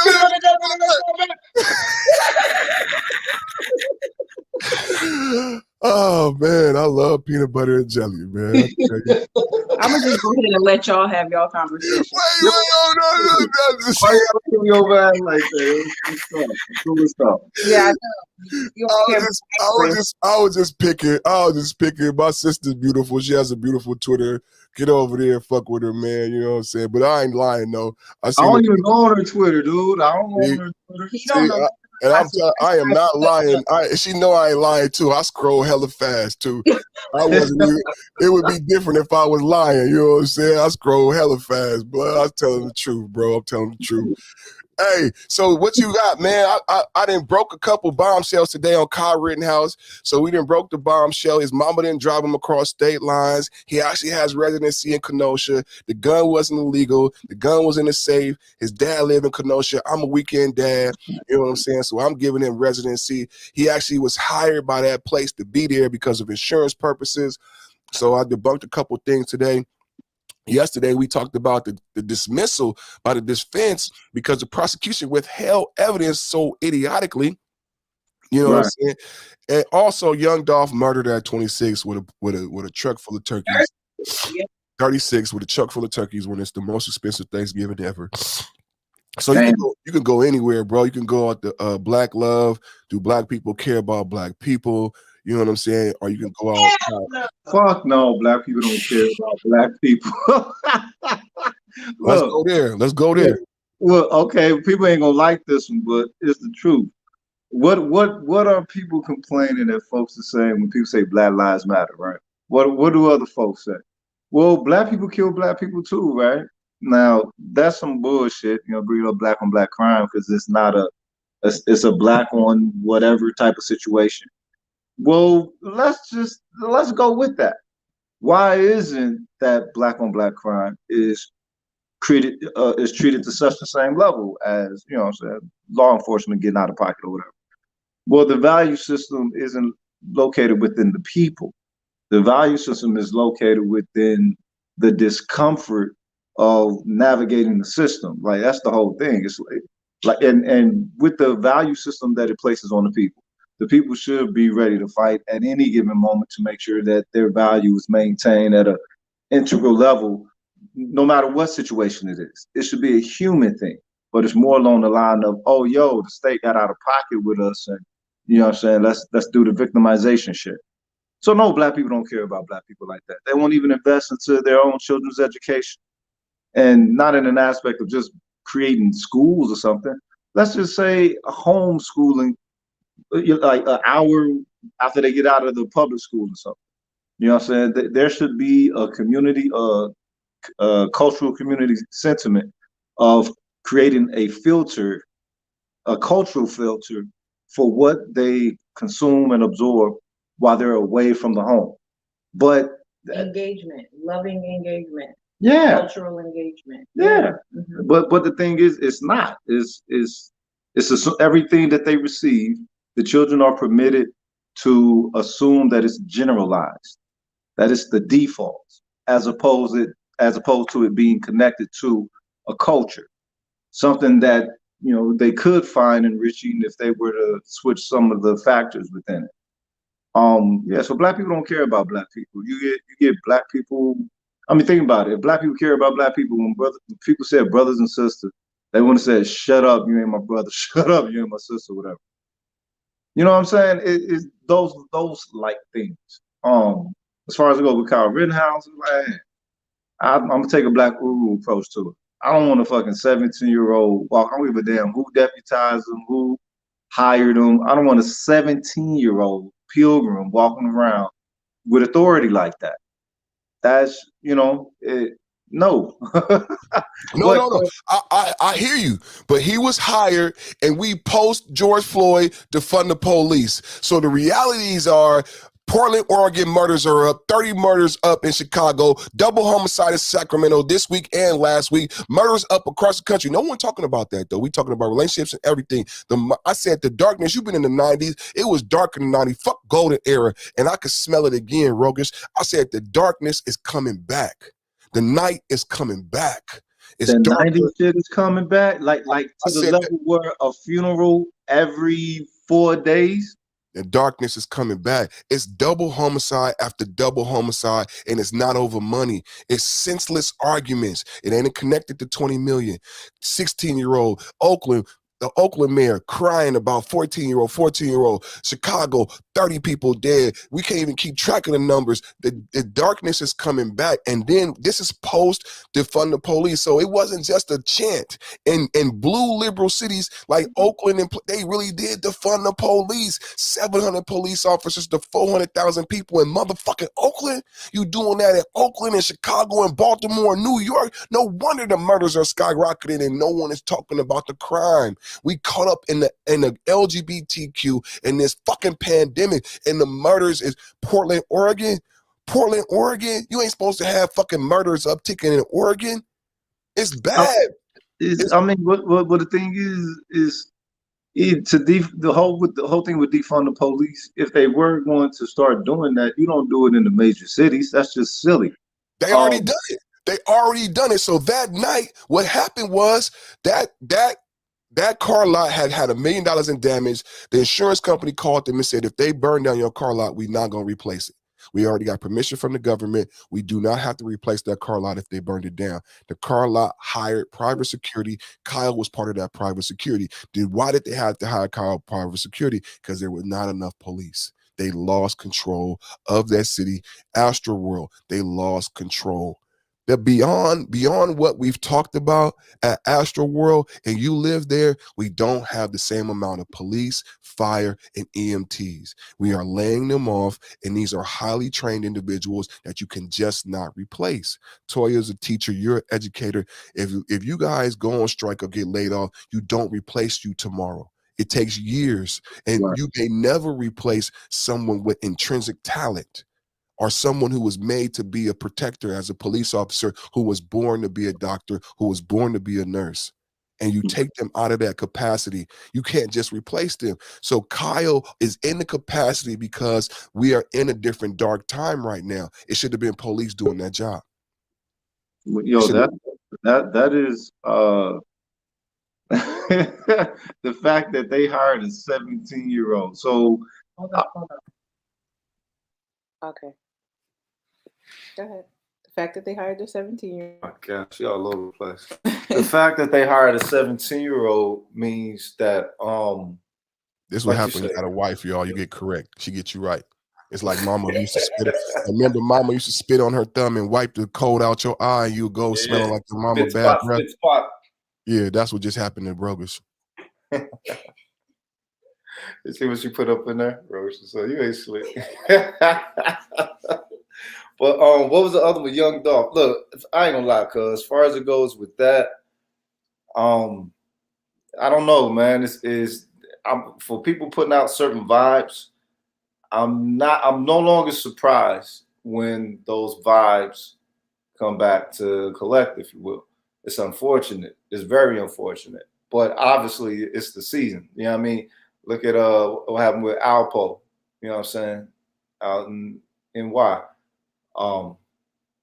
You know, obviously it's the season of the Reaper, unfortunately. And you know, people putting out specific vibes, getting a return on those. And then this is the thing, it's unfortunate, you know what I'm saying? I don't think like come back to the whole Travis Scott shit, right? Or Astro World shit. Let's say that when you're dealing with those type of vibes, that there's supposed to be some specifics involved with it, right? Everybody said, oh, it was a ceremony, it was a sacrifice, it was this, that, and the third.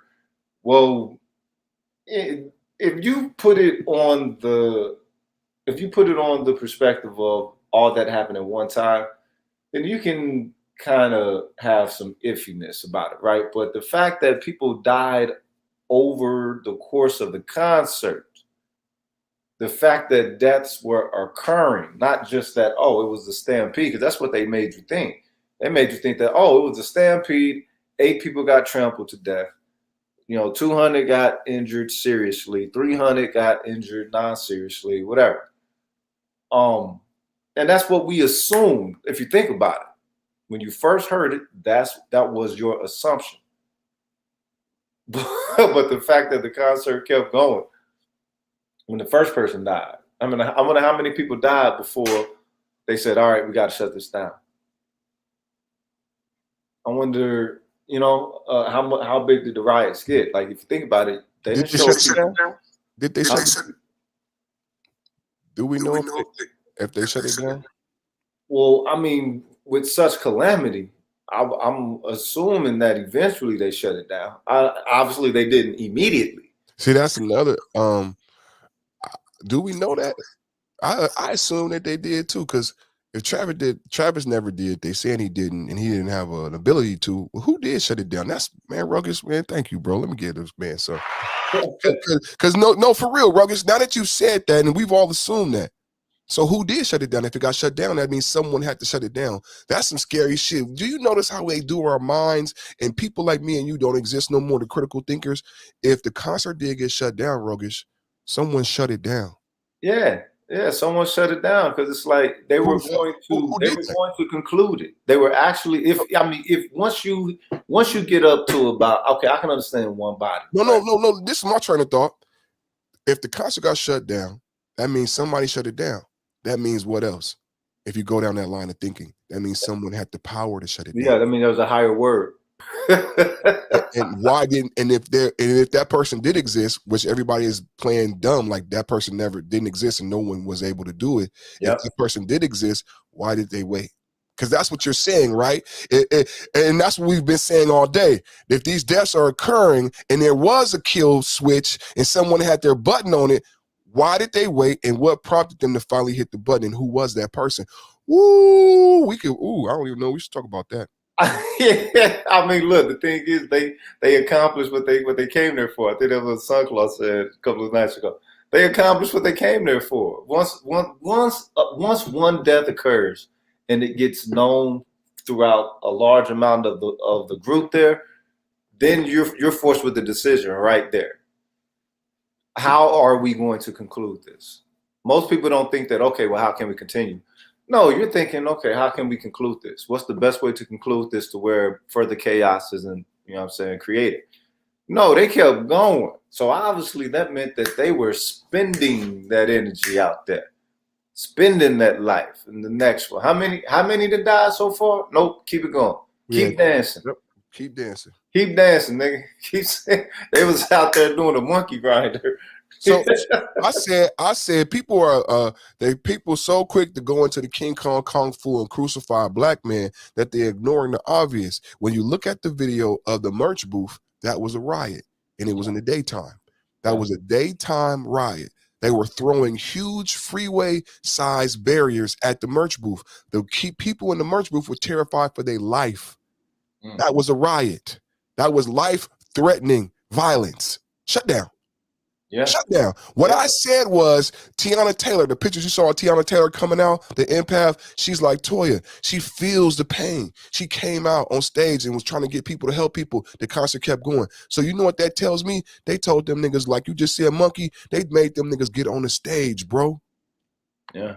They made them perform. That means the artists knew what was going on. If you're Tiana Taylor, if you Toya, this beautiful empathic woman, I don't want to perform. I'm not going out there. They riding, baby, let's go. Daddy, I want to go. Yeah. She has liability to Live Nation, life insurance. She had to perform or you might get killed so they can collect that $1 billion life policy. They made them niggas perform. No one's talking about what I'm talking about right now. Two things that I've said. They made those black people get out there and perform, irregardless of what was going on in that concert. Yeah. No one thinking about what Tiana Taylor was doing.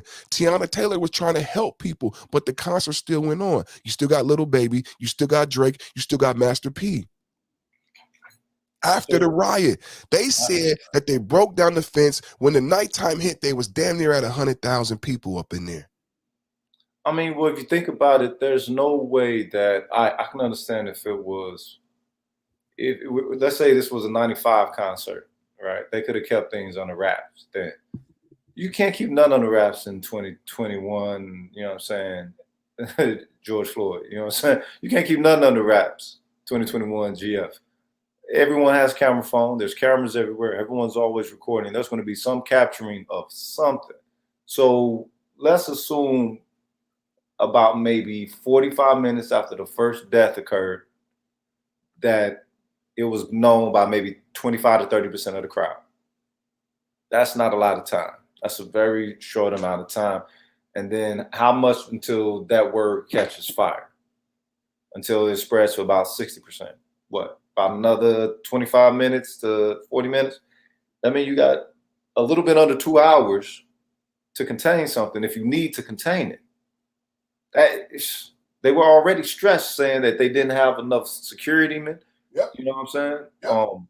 So once you push to that limit, it's like who's going to contain the information to make sure that the crowd continues in the mind state of what they arrived for, to revel, have fun, drink, be merry, all that shit, and be unaware that it's actual, you know what I'm saying, deaths going on right up under their nose. They said it was about 200 people that went missing. I don't hear nobody talking about that. I don't hear nobody talking about the missing 200 people. We just found out, and I said this the other day, we just found out that it got up to 100,000 people. But I said that because I was that young nigga. Rogus, you that young nigga. If I'm from Texas, nigga, and that's my neighborhood, nigga, and it's $300 to get up in here, nigga, we waiting till the nighttime, nigga. Exactly. I'm watching everything. I got the little homie. He gonna come back and double back. Hey, Big D and blood over there ain't no security, blood, and it's open. What you mean, nigga? On 5th, nigga, ain't nobody over there, blood. Let's go by there right now. Yep. Nigga, ain't nobody over here. The security told you it was lax.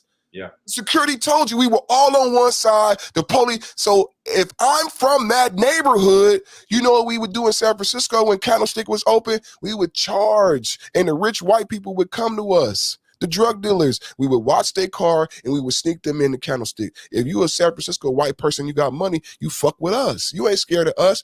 Watch my car, whoom, whoom, whoom. Right. So if I'm from that neighborhood, guess what I'm doing, Rogus? Guess what me and you doing? We selling tickets, nigga. There's no shot. We selling tickets, nigga. Facts. Who want to go to the concert? Nigga, you could get in right. I'm a matter of fact, I might put on a security shirt. Real talk, huh? They got up to 100,000. They got up to 100,000 people by the time Travis Scott went on. What was the? Then they say the it was supposed to be 40,000. 50,000 is what the first reports, and that's what I did my estimates on. The math I did was based on $300 tickets at 50,000 is 15 million. What they say the capacity though? What was supposed to be the total capacity for the space? Well, under 50. So I heard later that the capacity was 20 to 30,000, but I don't know if that's confirmed yet. Not for a dome like that though. That's the thing. That's a football dome that they were in. Most football domes, you know what I'm saying, is 50 and up. So I think that's why they was at 50,000. So that makes more sense.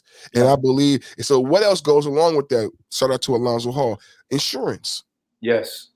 You have to get the policy to insure that many people, and the insurance company gonna say, okay, Live Nation, we're gonna need you to have 500 police officers, 20 doctors, 3 ambulance. Everything was set up like that based on insurance. Right. Right. And so when something goes awry, you got to look into how much money is to be made on this. Like there's a lot of money to be made just in ad revenue alone. I said 100 million. Oh, easy. I said 100 million. The first time, because I don't want people to get mad at me. I know everybody don't understand the things I say. So the first time I said 45 million.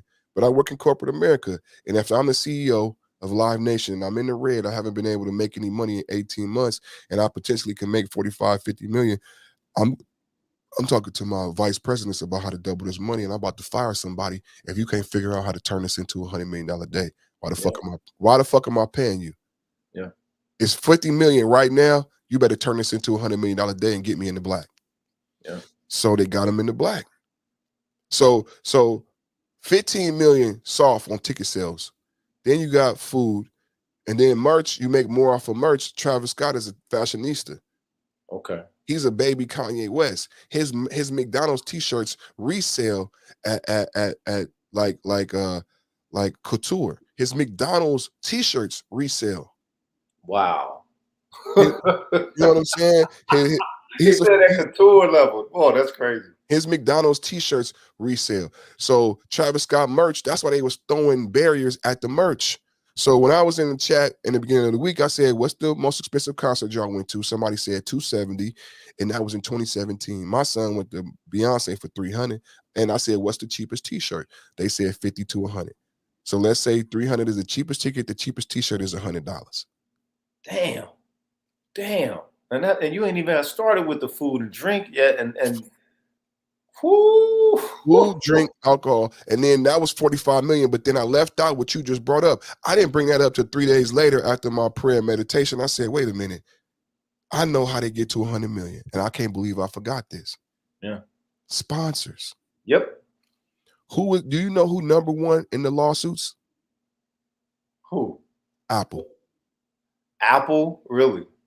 That blew me away. Why is that? They were the richest person there. Wait a minute. That was representative from Apple there? Apple sponsored Astroworld. Oh, whoa. So you got Apple, and I don't know who sold the soda. I don't know who sold the beer. I don't know who gave out free backpacks. Wait a minute. Apple was the sponsor? Apple was one of the sponsors. One of the sponsors. So how do you wait a minute. You probably had Reebok, Adidas. I don't know who was out there. It's Astroworld. Drake is performing. Little Baby is performing. It's the biggest concert of the year in the fourth quarter. This was to make up Live Nation's nut for the entire year of being affected by the pandemic. I didn't know that Astro World was that big of a thing. I just thought maybe it was just him and a couple of, him putting the show together or whatever. I didn't know that it was, some super, trapped out. It's the Black Coachella, and no one else has one. Drake don't have one. Kanye don't have one. It's the Black Coachella, and that's why Travis Scott was crying when he didn't win the Grammy, because Travis Scott felt like he had the biggest year. He should have won for Sicko Mode. Okay. He put on the first Astro World after his album. This was all in my research. The Astro World was so successful that the Live Nation and the white folks came and took it from him. Like they do. Yoink! Thank you for making this a winner, nigger. and then now this is how you get into there, because the thing where I've been saying all week where Travis Scott couldn't shut down the concert, I liken it to AIG and Michael Jackson, is because of the liability. So what we've described is a football field. They said 1,000 police officers, 1,000 security guards, Drake and Little Baby. We talking about maybe 10 million upfront costs, 20 million upfront cost. Travis, that's what happens when you go in a partnership with Live Nation. They can create the venue in this city. They built Travis Scott an Astro World. So that's being left out of what actually happened, who created the venue, who created this. And then Sunclaw and I said, they've known that these outdoor standing concert venues have been problematic and plagued with death since 1979. Yeah. And they refuse to change it. And then what I said the other night about to Mosh Pit Madness, and I was starting that story tonight, what they did to the Mosh Pit. When I showed that little girl fall off that barrier, I had to look at it like 10 times, and I finally figured, I'm like, what is going on here? The girl feared because the police was jumping over the barrier, but it was people on both sides. So I said, okay, now I realize what's going on. We used to have mosh pits. Live Nation killed the mosh pit for profit. So where the mosh pit normally would be, they got a border going across the front of the stage, and you can't get to the front of the stage unless you pay more money. Oh. So imagine, they monetize moshing. So I'm not equating it. I'm just using my, my vernacular. Yeah. But I mean, but no, if you I don't know how about you have I don't know how you have a mosh pit with that barrier there. So Travis Scott says rage. Everybody run to the front, but you can't really rage. You can't be part of the mosh pit. You can't be part of the party because they put a barrier there. Oh, so those who had the energy of moshing, they had to get through. Come on now. The other crowd who just want to rock, you know what I'm saying, and chill. You got to illegally get over the barrier because it costs extra money to be up close to the concert. Now, you could probably do a mosh pit back forward, but think about mosh pits and rock and roll concerts. That all is happening at the front. That's always right there at the front. And they put a barrier there and they called that VIP. So now it's all about money, monetizing everything. So to be in the front, and I don't think it's enough room to actually rage and do a mosh pit. It's just enough room to stand in the front. So they destroyed the whole rock concert and what it was. It's all about money now. But people are still standing. People are standing on both sides of this barrier. And when your favorite artists come on, you gonna tell your boyfriend, if it's you and if it's Roger and Toya and Drake come on, Toya gonna say, "Daddy, put me over the barrier." You gonna put her over the barrier. Not for Aubrey. Not for Aubrey. Whoever. Aubrey ain't getting much love up in his crib. Whoever. Maybe it's Ronnie. Maybe it's Ronnie DeVoe. Ronnie DeVoe. I got your ass up. Ronnie, it's Ronnie DeVoe, Toya. That's Ronnie DeVoe. That's Alien Man right now, huh? I can ride with it. Take me to your leader looking ass nigga. And she might be like, "Daddy, put me over the barrier." So that, and then one person see that, and then then the melee starts. And if you see the video, the police look scared to me. They dropped the girl because the police officer is jumping over that barrier. He's trying to get out of that area close to the stage. Yeah. And it looks crazy. And they're all trying to hurry up and get out of that crowd altogether. Wow. So they did they didn't monetize moshing. I mean, but see, if that's the case though, like moshing is something that people do, right? And I think that's where stage diving come from. Stage diving come from. I was talking about that. Yep. Can't do that now. Right. Because what they do is moshing gets to a certain level, and then the stars stage dive, and then it calms the energy. It brings everybody back to the the oneness we hear, we rocking, whatever, and they surf the crowd, and then right back up there. It's an energy thing. But if they just, you see what greed does. I mean, it's a culture. You see how the entire culture of rock concerts have been completely disrupted, primarily through greed. Yep, that's my point. That's my point.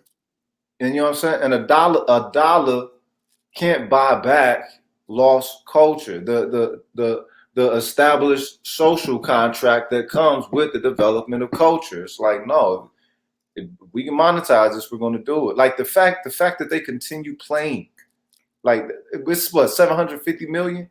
That's going to be a much larger lawsuit than that. Much larger. So, Rogish, you my COO. I'm the CEO. We in the red. This little pencil neck motherfucker just came in and said we can make 45 million. I need to get this bitch to 100 million. Pencil neck, how do we get this bitch to 100 million? Well, Rogish and Perfect, currently we got 200 feet. If we expand it on 2 feet on each side, I can get you $2 million per feet. Hey, Rogish, let's expand this shit 15 feet on each side. Mm-hmm. Sir, if you do that, then you're gonna go into deaths. What do you mean, pencil neck motherfucker? Well, I can do a math equation over the past 20 years of concerts like this, and I can tell you how many people died based on the square footage and the people there, and we could estimate how many people will die based on if you make the venue that large. How many people gonna die, pencil neck? Well, if you go that big, you can get potentially 20 deaths.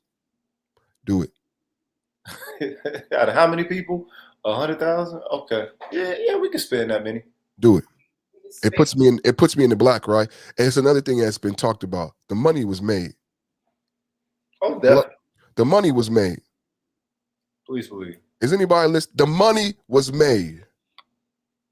In case you're not listening, that's why so many lawsuits. The money was made. The money that we talking about, the people died. They knew the people was gonna die. What do they call it? What kind of casualty is it? Come on, it's collateral damage.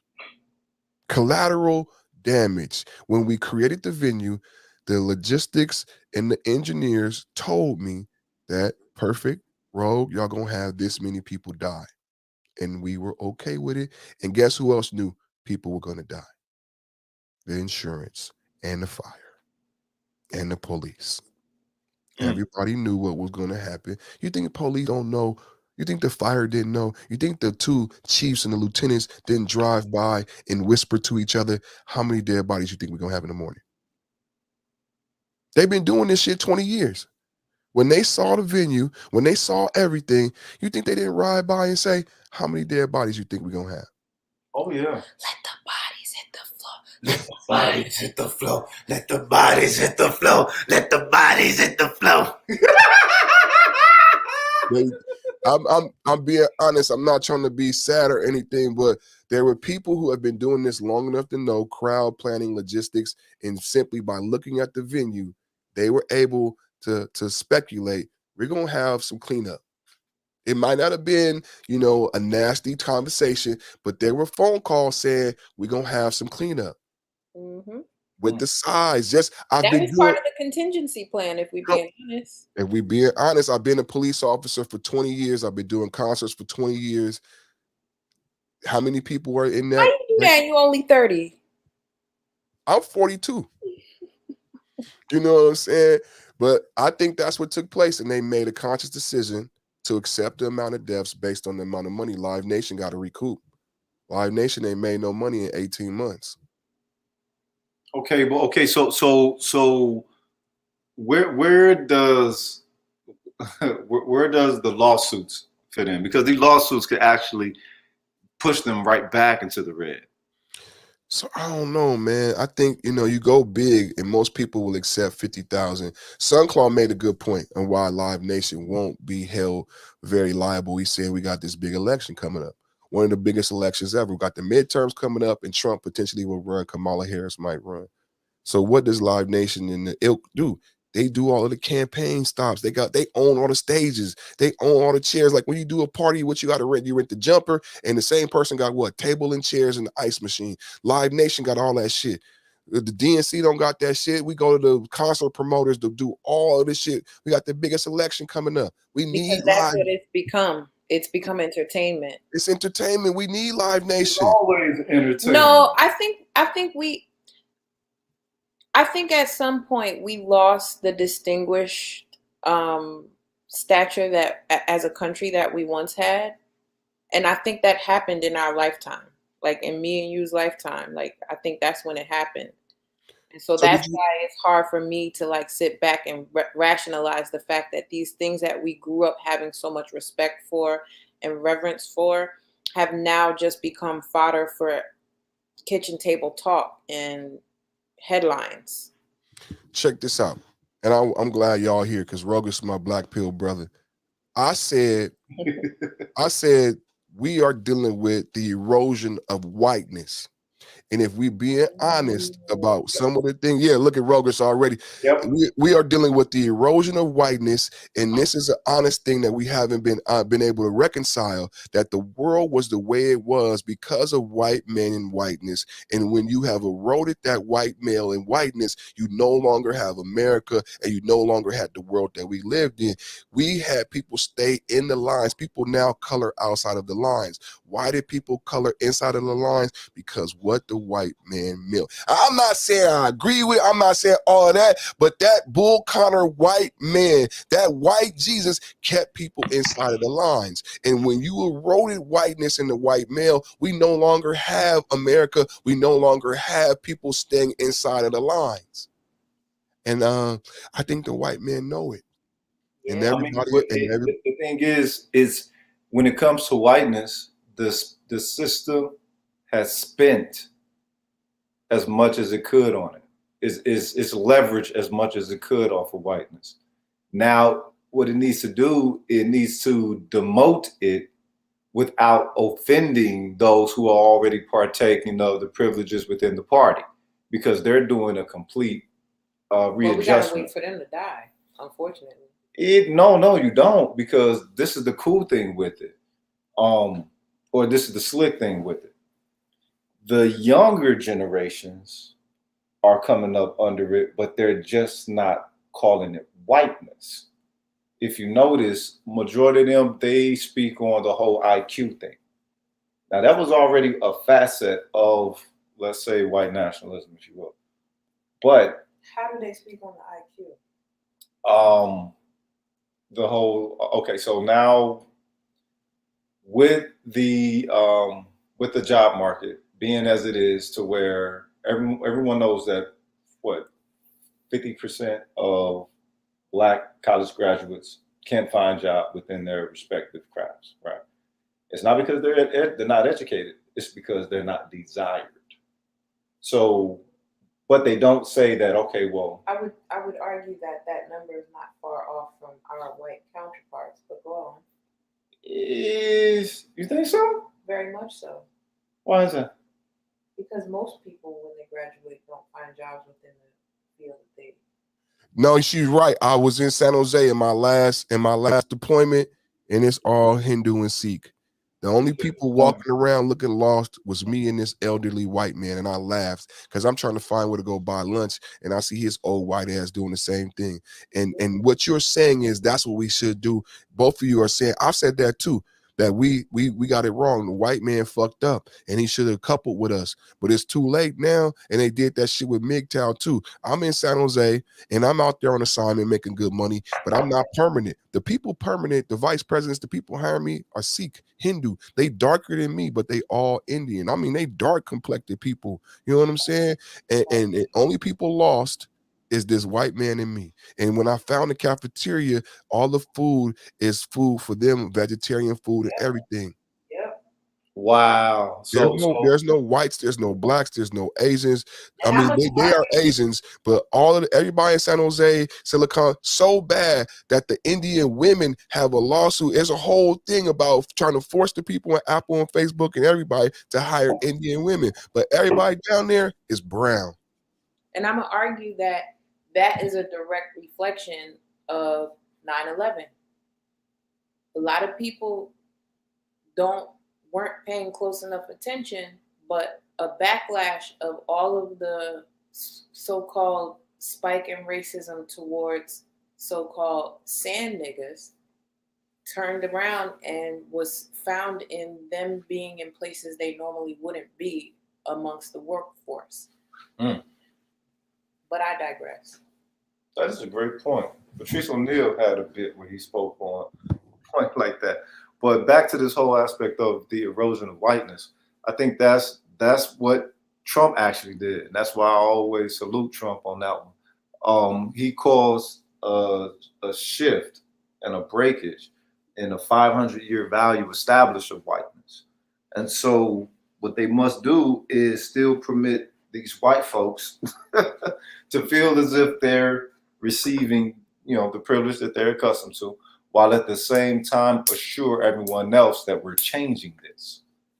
So, what I'm saying, just like we went from Black to African American, and that designation was supposed to change the value. They're just finding it a little bit harder with this white thing because they put a lot of effort in establishing it, and now the system operates with it on its own. But that is like what Perfect was saying. That shit is disintegrating right before their very eyes. Yes. And that's where all of this push is coming from, to stop the clock. Right. And who are the most sore losers when it comes to shit like that? Right. Absolutely. Absolutely. That's why I'm waiting. I'm asking, what's the red button protocol? That might be one of the definitions of pilgrim. Sore loser. For real. Man, will you stop clipping them toenails on my podcast, man? Man, you about to cut my eye, man. It's a funky corns and toenails flying all over the place, man. That shit like a thunder. I got my thunderclap, man. Dennis over here. Get him, Perfect. There must be some pterodactyl talons over there, man. That was loud as fuck. That sound like you breaking through concrete over there, man. Put some lotion on them dogs, man. What's going on in the world, man? And on my podcast. Toya gag right now. She's trying to laugh and cheerlead you on right now, but she her mouth kind of busy. Oh man, what is y'all doing to me, man? I be sitting on laps and shit, giving massages and shit.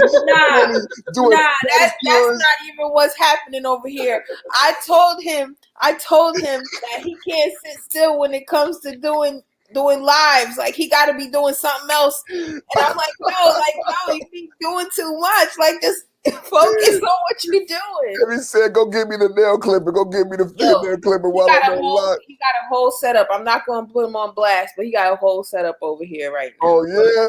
Do something, do it right. You know what I'm talking about? He got the bowl of hot water and all this shit, the little football and all this shit, the accoutrement. The pumice stone. He got the clippers. He got the shaper.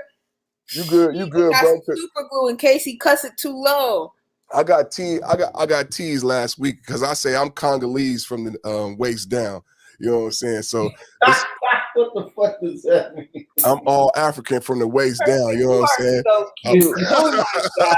I'm all Congolese. And then my friend, she teased me even more. She said, "Yeah, you Congolese from the waist down, but you Nigerian from the ankle down." She was roasting me. She was roasting me. She was like, I said, you see my feet before? What you talking about? He said, no, I don't think I seen your feet before. And she started trying to book me an appointment. I'm like, you seen my feet before? I started feeling bad. Like, nah, I don't know if I seen your feet. What was that guy who passed away? He said, I didn't know you was gonna have them in here. Don't be calling my feet them. Yo, that's so rude. That was Tyler Craig. Tyler Craig, rest in peace. He said, don't be calling my feet them, because she was like surprised. I'm like, what you surprised about? It's like, I don't know if I saw your feet before. I'm like, we done hung out a couple times. Like, you about to disqualify me about my Congolese feet. I told you I was African from the waist down. She said, you should have been talking about from your ankle down. But you all lying though, so it don't even matter. Thank you. But I need some help though. I definitely need an appointment at the pedicure spot because I got some issues going on. But man, them motherfuckers be too rough with people's feet, cuz. And the thing is that I was telling her, I'm like, look, they look like they get complacent because they don't talk to you. They talk to each other. You know, right?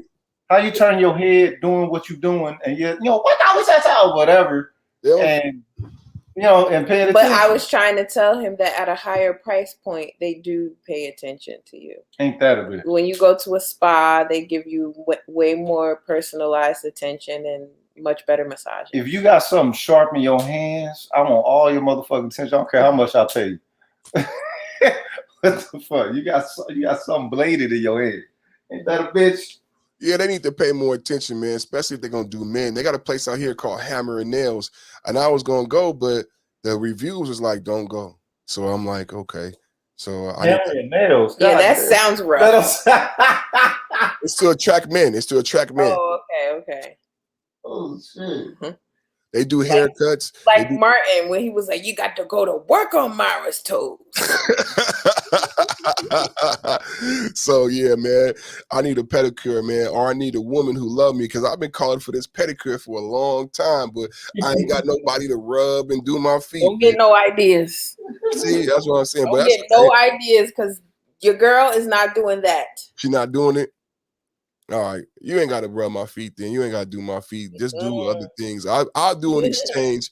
I'll do an exchange, a rub for a rub. If you ain't gonna rub my feet, something got to get rubbed.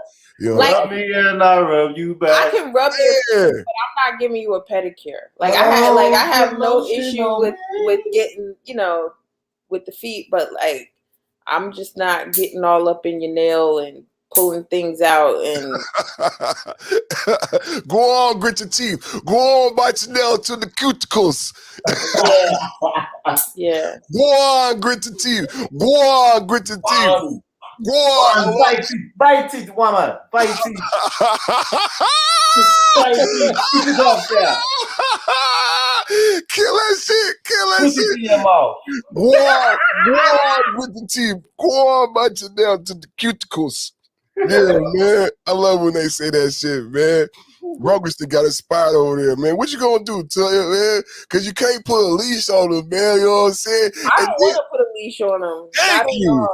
Thank you. You gotta get that. You gotta get that Bernie Mac. You know how Bernie Mac used to come through on the show where he would be dancing and he going into the kitchen. You know what I'm saying? Every time he was leaving the bedroom. See, y'all don't know about that dance. You know what I'm saying? When you leaving the, you know what I'm saying?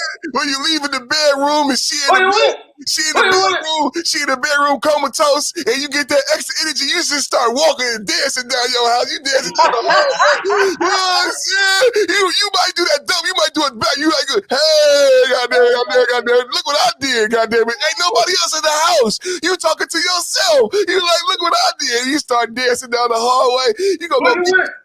Man, get you something from the kitchen, you know what I'm saying, man? And this whole time, you asshole booty butt naked, you know what I'm saying? Oh my God. In the kitchen, with the refrigerator open, singing and dancing to yourself, remarking at what you just did. Shout out to all the husbands and fathers in the house right now, man.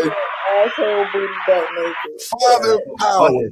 Father bucket naked. Bucket, it wasn't nothing wrong with us walking around. Come on, man. It was that white man. My sister. White bitches. Pay me. I ain't paying them country niggas nothing. Chi-town. Nothing. Speaking of nails, I think I want to go get mine done. Oh, ain't that a beautiful thing? That's another thing that comes with having a beautiful woman. Services. Nigga, she been talking about her nails done for a month, so we finna do it. Oh man, don't let that happen, bro. Don't do that. Tell him, please tell him. Oh no, you can't no, because somebody else would notice that. Like, you ain't got your nails done. I'll get your nails done. Don't let somebody else offer to get her nails done. I hate I'll pay your rent. Man. When I get home from work, I'll be your sucker. All right. Cook your dinner too. You know what I mean? I've been cooking dinner, so. Look, she can have a lot of suckers out here because the way she looking right now, she ain't understanding. Like in the South, she might not be yellow, but in the South she yellow. And Blondie dread. y'all. So they look, motherfuckers can't keep their eyeballs out of here, but huh? I told you, I said that's why I went there. And you said, no. I was butterscotch and caramel right there. Cut that shit off, man. Cut that shit. Put a hat on, 3/4 of cloth. Wear her jib, man. Order my sister a Nike her jib right now, man. I'll give you the sun, the moon, the stars, and the mountains. I'll give you the world and all that you wish for, and even more. What is left? What's left? What is He said, "What's left?" What's left? You want it all? You want more? No. Good I want you googly to know we moogly. over here cracking up. Listen, you can't hear us laughing, but we be laughing. What's left, man? What's left? Is anything for perfect? Is anything for perfect? Something got to be for perfect, God dog it. Good googly moogly, man. Shoot. Good googly moogly. Thank you. Man, come on, man. They don't got nothing good in this generation, man. Everything good, we invented that shit, man. I hate to say it, but it's all good, though. But y'all is inspired. We give you the torch. Run free and wild. Go and prosper. Plant your seeds and bloom. All of that shit that people used to say to us. Right on, my youth. Okay. Yeah, youth. That. The youth. Why you looking like that? It's looking bad. It's getting ugly over there. It's Bubba Sparks. It's getting ugly over there. You don't like when I talk like this, Star. You don't like it. It gets inspiring. Island mind. They like man from the island. That's why I got my locks, yeah. You know, everything is long like the locks, man. The girls, they love it, man. It's an island vibe, yeah? I agree. I got nothing against island vibes, but he doesn't do a really good patois. So I would just rather you not do it if you can't do it correctly. I grew up in New Jersey. There's a bunch of island people there. I know what it sounds like. Okay. So This is hilarious. This is hilarious. This is hilarious. This is so funny. Give me a Dominican patois. No. Give me a Jamaican patois. No. You don't know that? No. Give me a Nigerian patois. You don't hear you inspired him to do it more. This is what's so good about being You got a Nigerian patois? This is what you Nigerian patois. A nigga patois. We have patois as well. Oh my God. We just might not call it that. I'm going to get my nails done. Booyaka, more fire. I love you, perfect. Boom shakalaka. That's a nigga. Salute. Love you too, sis. Salute. Man, what a great show today, y'all. What a great show today, y'all. We had some vibes, man. How's everybody doing out there? I'm going to get out of here, man. We're going to close it out, man. Y'all got anything to say to the people? None that I can think of. 5.0, 5.0, 5.0. Salute. We might be back later on, y'all. Let's say, hopefully, we get a verdict, and we could disseminate the verdict. As soon as we get the verdict, we're gonna move to the Ahmaud Arbery trial. We might get a verdict on the Ahmaud Arbery trial before we get a verdict in the Kyle Rittenhouse trial, because the prosecution has already rested in the Ahmaud Arbery trial, and now the defense is putting on their case. Once the defense is done, they go to closing arguments and then, deliberation. So we're going to see. We're checking both of these cases. Kwame Brown was out there at the Ahmaud Arbery trial today. At the Rittenhouse trial today, there was a fight this morning. So things are getting very contentious, man. It's crazy out there. Everybody stay blessed, stay prayed up, man.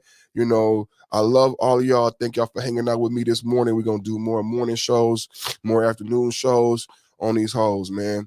Man, this is Perfect Timing Podcast. My name is Perfect from the Perfect Timing Podcast Network. Make sure you subscribe to your guy, man. Hit the notification bell. I'm also live on 2 channels on YouTube right now, Perfect Timing Podcast and Perfect Timing Podcast Live. I'm also live on Facebook on Patrick Potter. Some people prefer Facebook over YouTube. So if you prefer Facebook over YouTube, I'm live over there. And don't forget, I launched my brand new Patreon page. I'm very proud of my Patreon. It took a lot of bravery, because, people don't always want to support you monetarily, but I went on ahead and created a Patreon. So get your monkey ass over there and support. My name is Perfect Timing Podcast. I'll see y'all later.